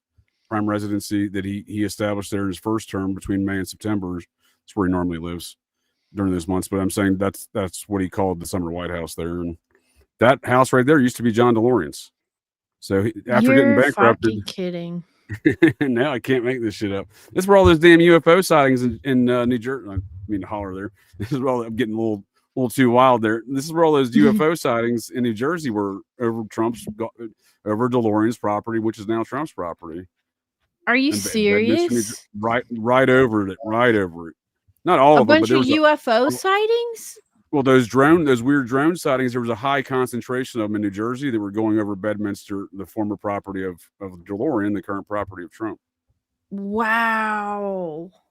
Angels, like Heidi always said. Weird. So it makes sense for the numbers too. What's that, Jane? It makes sense of the what? The numbers? Summoning like Heidi always says, like they're playing with angels. That's exactly what it is. And that or they're playing with going away like an angel, like how the movie describes. It's like the same. Yep. It's like two different ideas. Like, do you believe in the other power or do you believe in the self power? Exactly like what Heidi said. I'm just using a different way to describe it. So it's exactly, do you believe in the angels or do you believe in yourself? There's two different schools of thinking, two different factions. So that's an interesting idea, because it's like the Trump connection is really interesting. The just all of this is just it's so fascinating. Like the whole film is like very much deeper than its outer presentation. And maybe that's also like a credit to its success because it it's not like, sometimes magical works, they work and sometimes they don't. That's kind of the idea. Sometimes they are successful and bear fruit and sometimes they don't. But like this film sort of bears endless fruit in a way, very double-edged You ain't kidding. because that's right, because it kind of like it keeps Michael J. Fox perpetually famous, even though he retired like 20 years ago. He'll be famous long after he's like an old man because of this film. Yeah, Big it's time. definitely not because of Teen Wolf. I'm telling you that right now. Let's be Back to the honest, Future that's a is fine film as infamous. well, though. I do like it. that one I'm better, just saying Back to the Future is like Oh, what Yeah. sailed him off into infamy. Oh, it does. Yeah, it doesn't compare between the two. Yeah, it doesn't compare. But it's still a fine film, though. Yeah, I do it find is. the FBI informant on the DeLorean case thing. His last name was Hoffman, which made me giggle. Just Oh saying. well, I've dug into that dude's past. He was doing some Iran Contra smuggling for the feds and the DEA back in the mid '70s. So that's how he became an informant. So I got a lot to unpack with that because I got some cocaine Bob connections involved in that mix. But Oh it's boy. a topic for a different day. Yeah, for sure. Topic for a different day. The Well, cocaine, like you always say, JJ, cocaine seems to drive a lot of these kinds of projects. And cocaine You ain't is a kidding. very mercurial substance. Like if you were to map it out in Kabbalah, would be a very hode substance because it requires fire from the overlap. Sorry.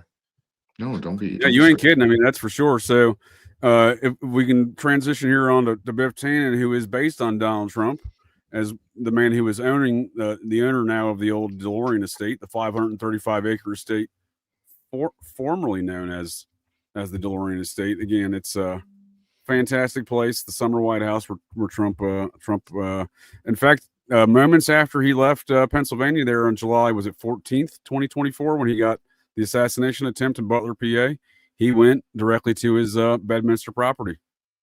Just saying. He likes that place. Maybe So, the fallen angels healed his ear. there you go. Maybe the drone UFO aliens got him. Maybe they helped him out. Them and JFK Jr. Yeah, there was somebody who showed that those things like flew out like right near like a Boeing plane. Yeah, no, for sure.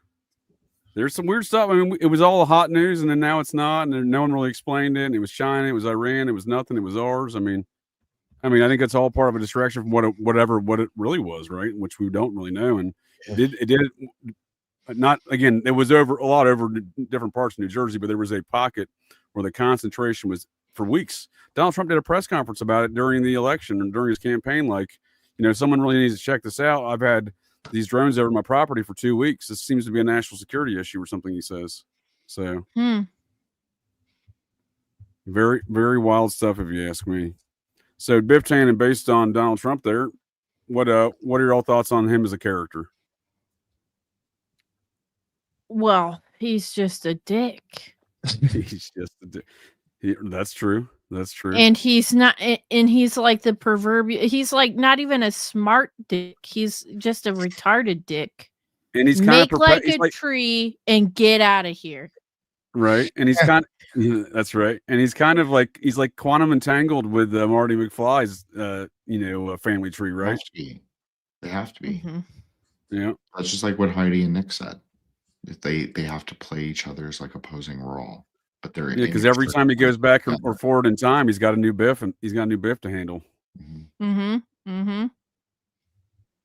of reminds me of the Butterfly Effect. That's another movie I really love.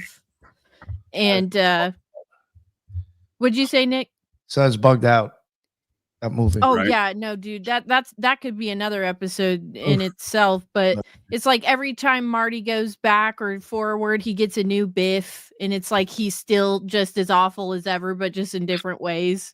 He butterfly affects him throughout. Right. It's like he's still a dick. It's just different variations of what kind of dick he is like throughout. And it's just to McFly, it's to his like parents, right? He's got a whole thing with his mom going on, right? He's got an antagonist thing with George McFly, so he's like He's just the dude who's always there, beefing. I will say though, in the second movie, the old man Biff is a lot more intelligent than this one that we got pulled up, because he's like, he wants to rig the sports and stuff like that, so he becomes the billionaire. And of course, there's the Masonic nature of hiring Biff, right? Like Heidi was saying before.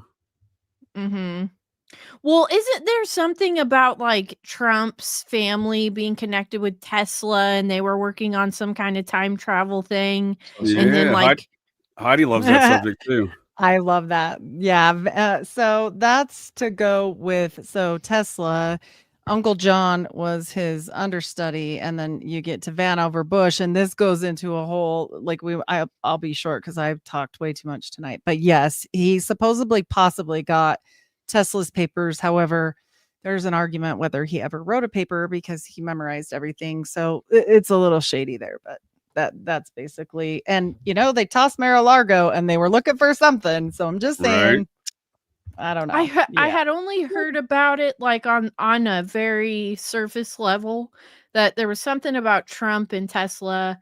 And then if that's true, and this character is based off of like his archetype, the Trump archetype, it would make a lot of sense, especially like in the second movie with like the Biff Tower or whatever, and for sure all the weirdness with that.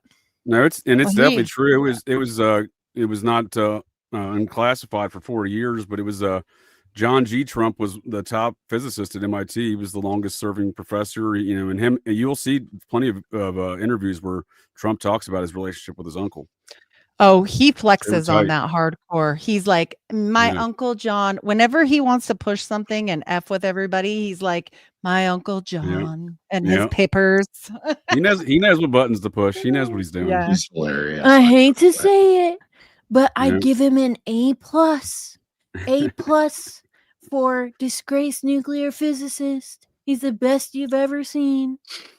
And did we no, that's a good Trump impression. But I just wanted to ask if y'all any more commentary here on Biff though before we get too long in the matters here. Yeah, I do. Fuck Biff. I hate his character. You want him to make like a tree and get out of here? Yeah, I want Biff to make like a tree and get out of here and leave.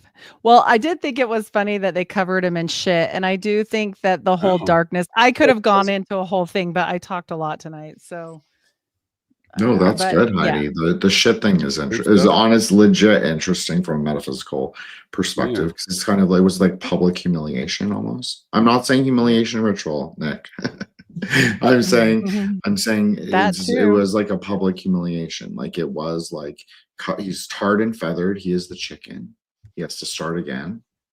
And Biff is never like, there's nothing redeemable about him in any of the films, in any moment. Like he's not funny. He's not charming.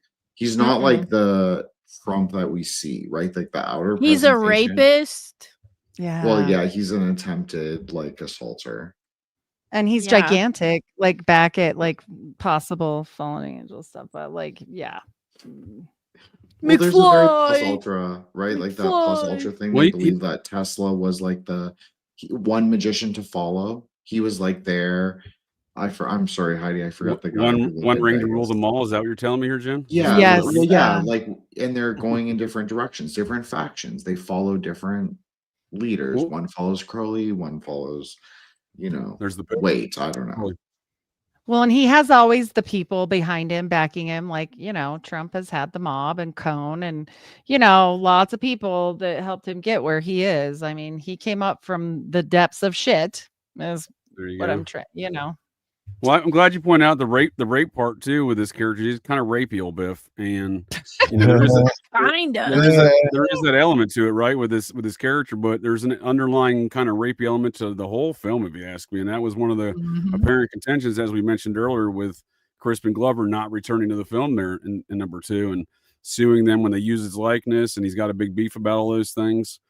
But that really does kind of there is kind of that esoteric understanding to this whole situation based if his statements are true, which I'll do a quick recap on that here if we're done with the character of Biff.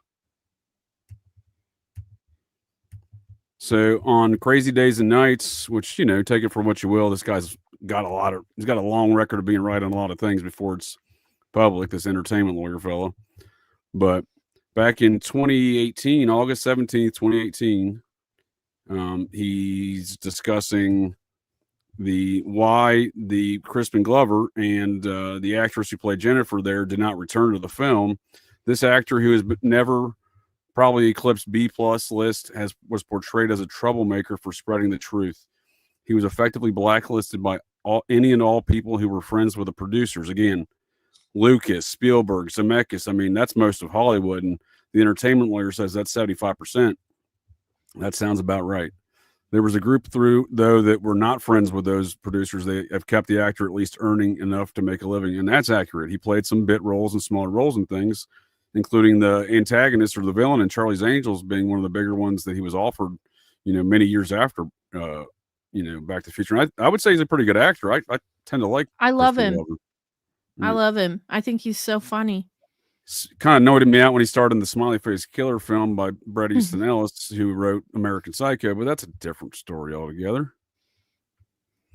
So it says the entertainment lawyer goes on to say, I can't even watch the film any longer because of what I know what was happening on the set. The actor said the multiple bedrooms used in scenes in the film, so the scenes from the film would often smell of cigars and booze, because that is often where the producers would take the boys after their tour of the set, in their Jen, wait for it, quote unquote tour of the set. Our actor also says that every other actor on that film set knew what was going on, but they valued their careers more than the horrors taking place. So that's why apparently those two decided not to leave. Again, this was made by we were mentioning the Steven Spielberg. It's Amblin Entertainment, so he was in charge of this operation along with Zemeckis, and Lucas wasn't necessarily involved, but he's part of their same mix with these guys. So I don't know where he was necessarily, but I'm just saying, they socially speaking, they were probably hanging out still, even while the film was going, right? But you know, it's a very, very odd environment. We see Crispin Glover. I got a quick clip to show you kind of how he feels about this stuff today. I did not do anything illegal. Bob Gale did something illegal. We didn't do anything that was illegal. In the ever-twisting corridors of Hollywood history, one of Tinseltown's most intriguing tales is the legal drama surrounding Crispin Glover and Back to the Future Part 2. Great Scott. So obviously he's talking about using his likeness, where he famously sued them and was successful in that effort, and that was kind of a landmark issue. But with the anger and vitriol you see in Crispin Glover in an interview from recent years, I think it's rooted more in that letter you were talking about earlier, Julia, which is I will include in the show notes, but I had to go back to locate it. I had to go back to the Wayback Machine. Yeah, I mean it's buried, and he talks about Steven Spielberg on he goes pretty tough on Spielberg here, doesn't he? Yeah, he does. He does. If you ever saw the picture of Steven Spielberg with the little poltergeist girl on his lap, you will have no questions. Right. And she died. He's got a lot of some real like screws. a bowel obstruction. Yeah. That's what they said. That's what they said. It would make sense if there was traumatic injury there where she couldn't. Yeah, but they said that she had like a congested colon, and that she got backed up, and that's what. But it's like, come on now, who's believing that? I agree, and Steven Spielberg has so many dark tales. I was going to say maybe we'll have to discuss that one, collectively here in the future, because I think we all have some great input. It sounds like on that subject. Well, when I think of Spielberg, Barrymore. Well, hold on. When I think of Drew Barrymore, this is also my same reaction. Great Scott! Drew Barrymore was doing coke and drinking at Studio 54 at the age of 9. I mean, yeah, I don't know if Spielberg was there, but some of the other characters in the story may have been like old Donald Trump, right? Yeah, some gross person was there for sure. Well, Donald Trump. This is at the era of when Roy Cohn's basically running Studio 54 because the owners are so in debt to him for legal services to stay out of jail and keep the place open, that he's kind of running that spot by that point. Oh yeah. The only reason I bring her up is because of Firestarter and E.T., both Steven Spielberg.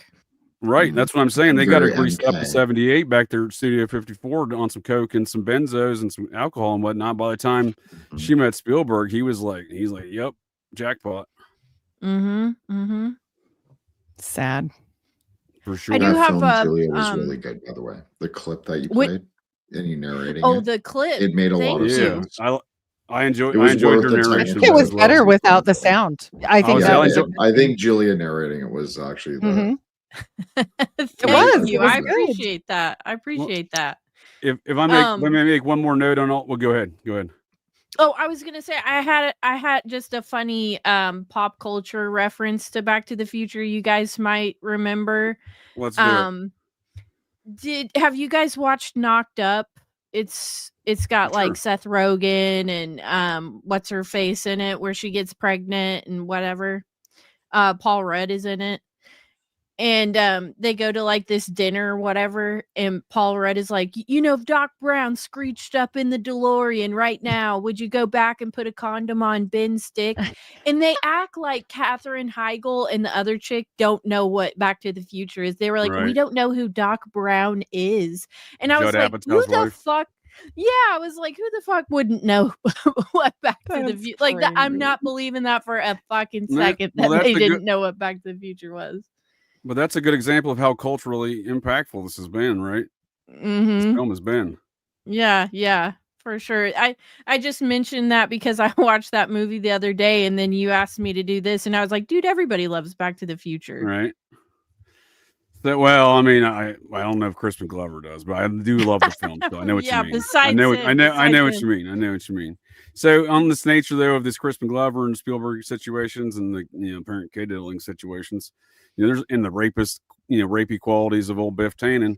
There's a nature of, again, still underlying in this film that continues to perpetrate these same ideas, if you ask me, and I'll play this clip to demonstrate that point. Chuck, it's Marvin, your cousin Marvin Barry. You know that new sound you looking for?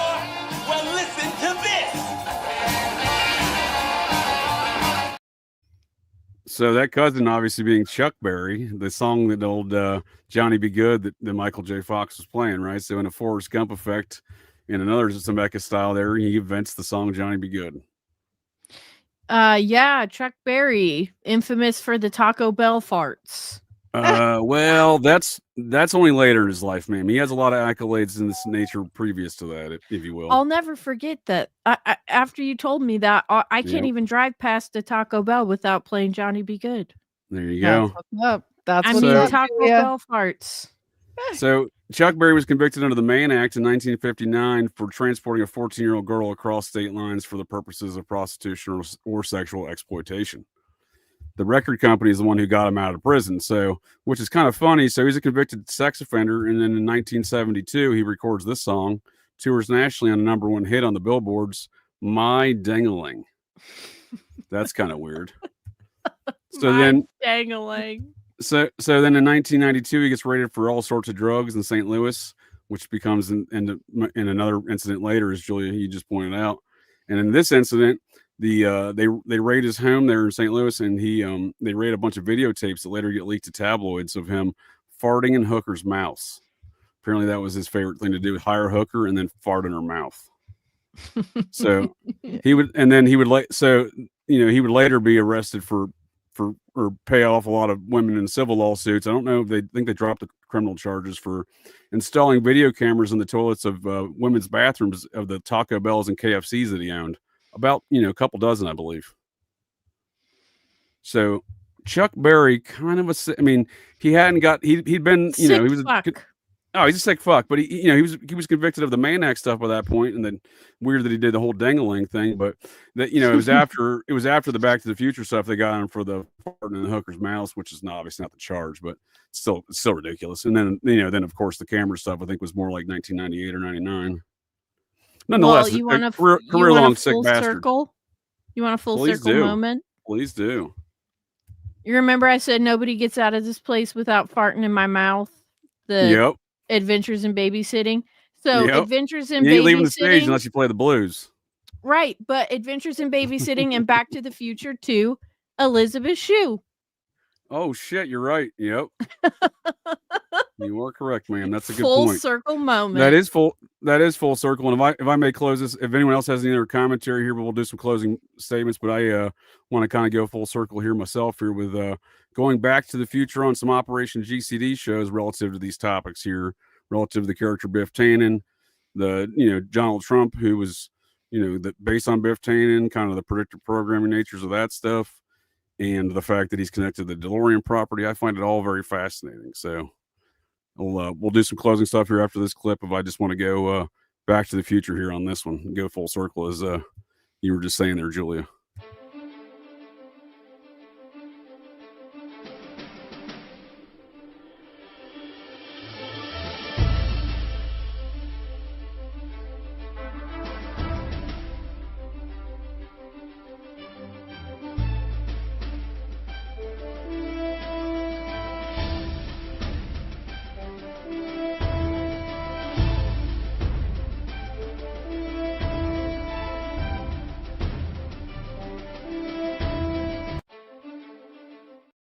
So that's some interesting aspects. Right, Deanne does right. use the casino money and shakes up the Republican Party. And the movie did almost get right the Chicago Cubs winning the World Series, right? They were off They by a got year. that right? Well, they were off by a year. They won in 2016. Close They won in enough. 2016. So, that's what I'm saying. It's creepy enough, right? And that whole incident of the Cubs winning the World Series, that incident's real creepy to me. So it was called the Curse of the Goat. This Curse of the Goat was like one of the most infamous curses in any major sports, right? Haunting the Cubs for nearly 100 years. Well, the folks that are credited for breaking the Curse of the Goat is the Revisa Sports Hypnosis and Sports Psychotherapist family business, as in Buffalo Jared.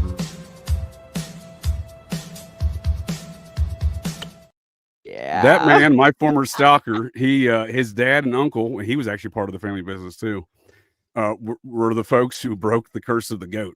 The Chicago Cubs officially recognized Ken Revisa as the person who broke the Curse of the Goat.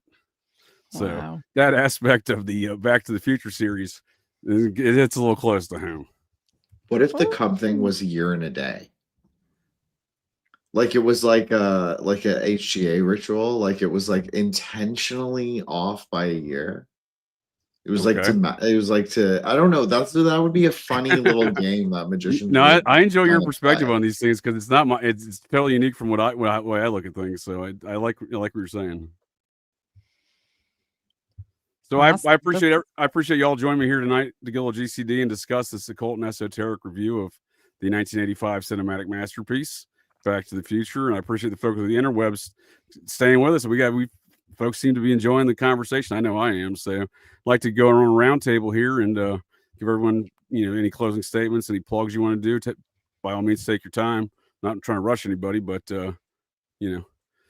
we'll start off with Heidi since you're down there in the bottom right. Let's start down there. Well, thank you so much for putting up with me tonight, you guys. I nerded out. good. I'm so sorry. Good. Me too.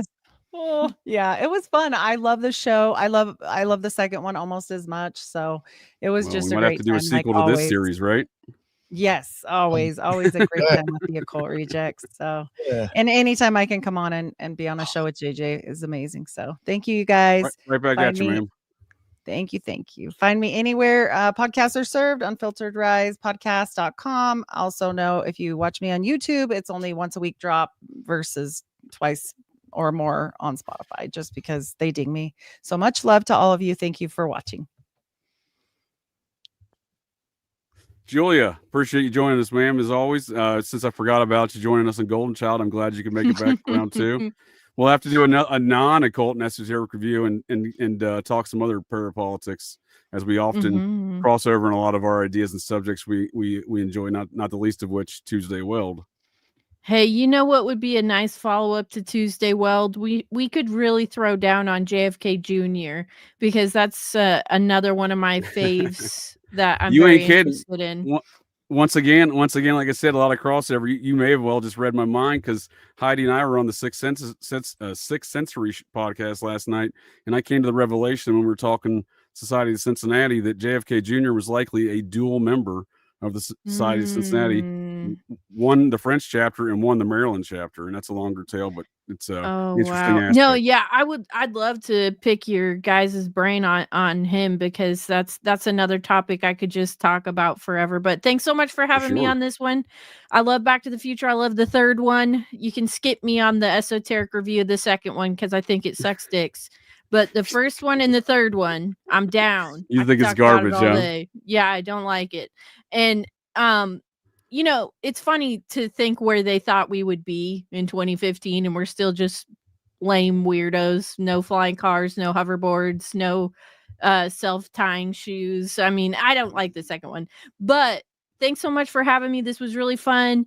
Jen, thank you. Nick, Heidi, JJ, you're all awesome. I love working with you. I think we covered a lot of ground on this one. We killed it. For sure. Jen, greetings, sir. How about you share some more wizard skills with us this evening? I appreciate your time as always in your reviews. JJ. Oh, I'm convinced of it, man. You're always dropping some wizardry on me. You know, I love to play the Hermesticist when we do lives. It's like Nick already knows. Heidi also knows, just because she's like intuitive like that. But Nick actually knows because I've said it to him. It's my favorite thing to play Plus Ultra on live. So there you go. I'm admitting it. No, I want to thank you guys. Obviously, thank you, JJ, so much for inviting me, including me on these. Yes, sir. I know that we get a lot of cool people liking my posts about this, so it's like it's interesting for me to like see these people who I think are like cooler than me, and they're kind of into it. So that's great. And thank you, obviously, boss. Thank you, Nick, so much. Thank you, Heidi, so much. Thank you, Julia, so much. And just want to say thank you. I wanted to keep it light tonight, but the Carlwood interview was like a really cathartic moment for me. And I just want to dedicate this one to my co-host for the Twyman series, Zach Schumar, and of course, Zach, Third Eye Homunculi, who passed away. So thank you guys so much. It meant like a great deal to me. So it's like a really beautiful way to close that chapter. Time is thank always you guys. Oh yeah, that was awesome. Nick, as always, I appreciate your time as always, sir, and look forward to our Friday conversation coming up, and as always with our co-hosts on Fridays together. Yes. Yeah, Austin Wade Picard. But what else are your thoughts on closing statements tonight, and anything else you want to plug? Well, I think, first off, thankfully, after posting, it was going to be the most comprehensive covering of Back to the Future. That's what exactly happened. So thank you, everybody. I think that was amazing. It was 3 hours long. There was a lot of stuff in there. Comprehensive. Yes, yeah. It was that was called Reject Style. So, and just one thing I just want to add. I do think, and I think we've all kind of said it. Somebody said it earlier. It might have been Julia, or maybe it was Heidi. I do think if you look at everything that we talked about, in my opinion, all that stuff is in that movie on purpose. It's all been added to the scene. It's all there for a reason. I think the way we all looked at it and pretty much came to the same stuff, I think you can kind of see that it's choreographed. That doesn't happen by accident. I don't think. I mean, there it is, JJ. You finally found it for me. To that point you were making, Nick, and to Julia's comment earlier, there you go. The opening scene, and there's Doc Brown hanging from a clock tower in the background of that opening scene. Everything is on purpose, dude. Every little thing is on purpose. Even me bringing this up right now is on purpose. I was waiting for this moment. I love it. Yeah, man. Well, look I at love what it. it says on the clock. It says Axis. Oh yeah, that's a rune too. The kid hanging from it. I think it's Thorn. Actually, I don't really know the runes. I hate the Norse stuff. I'm the first. I can zoom in more if you need. I'll let me look it up really quick, JJ. Julie's even got the same hat on. He's got that hat on. That's what I'm telling you, dude. It's Doc Brown. Yeah, for sure, dude. That's crazy. The shadow doesn't match, and it's very phallic looking. Sorry. Yeah, no, you're good. No, by all means, please provide input. I mean, this is what we're talking about here, right? We're closing it out here with exactly this is the great closing. Looks like the Amazon sign almost, right? Yeah, dude. Or like if you look at it maybe from the side, it kind of looks like the whole compass thing. I don't know. Right. Well, why is there a 3D aspect to a 2D object here, right? Exactly. Well, I think it might be. I think it might be 3D though. I think like Is the it? guy I thought it was painted hanging on. is- Okay. No, I I was don't gonna think say, it's is this painted more of that on. duality? It's very magic maybe it numbers. is. You see the It's the shadow whole and whatnot? thing. I mean, I see the shadow. I thought it was because it was like as the clock hand moves, the little hear guy ya. moves with it. You know. You may be right. You may be right. I was just viewing it as painted on there with that kind of shadow of it as well, like the duality nature of it still. Yeah, Mhm. because the Could be either trapped one. man is he who travels through time. It's not Uh-oh. someone who's right. Like they're out to master Time travel, space. huh? Right. Like they solve time travel. They solve that paradox. They solve that area between the hill and the valley. That's done. Now the next thing is Who to did- who travel, did? is to conquer space. Who You solved can say it? it's just a metaphor for the whole film. It's like the hermetic journey, the hero's journey. And again, You know what my almost response is to an that, 8. Jen, don't you? Almost an What 8. was that, Heidi? Again, almost an 8. It's almost like he's trying to hold it back from being an 8 once again. On here? Yeah. Okay. Bottom. Well, it looked like the bottom one would be on an 8 anyway, right? I was gonna say, I think Yeah. the small hand's on the 8. Yeah, but it's not quite, right? Like Right. It's It's not not. It's almost 8 a.m. Right? Yeah. It's 7:54. Right. so he's holding back time so there can't be a completeness of infinity. Well, I think all of those clocks in the opening scene are on that same time. Right there's this one. Right? Is that right, Julia? Yeah, they're all on the same time. Exactly. Remember from the phone call, exactly 25 minutes late. Right. Because Right. he's like, exactly. "Are you He's telling like, I'm me late. it's 8:25?" Yeah. That's right. Okay. Nice. No, I don't remember where I was going with that before, but I like those points. That's good stuff. Oh, my response to all of this. Great Scott! There you go. So no, I appreciate everyone's time, and if I can offer a couple quick plugs, like I said, I got Operation GCD Live Sundays coming up here 8 p.m. Patreon only, with links in the show notes, along with links for all of our wonderful guests here in the Occult Rejects panel here this evening, full blown Occult Rejects panel, and I got this Sunday at 8 p.m. Eastern time. I got The Curse of Robert the Doll. That's going to be a scary one, more so for me than anyone else.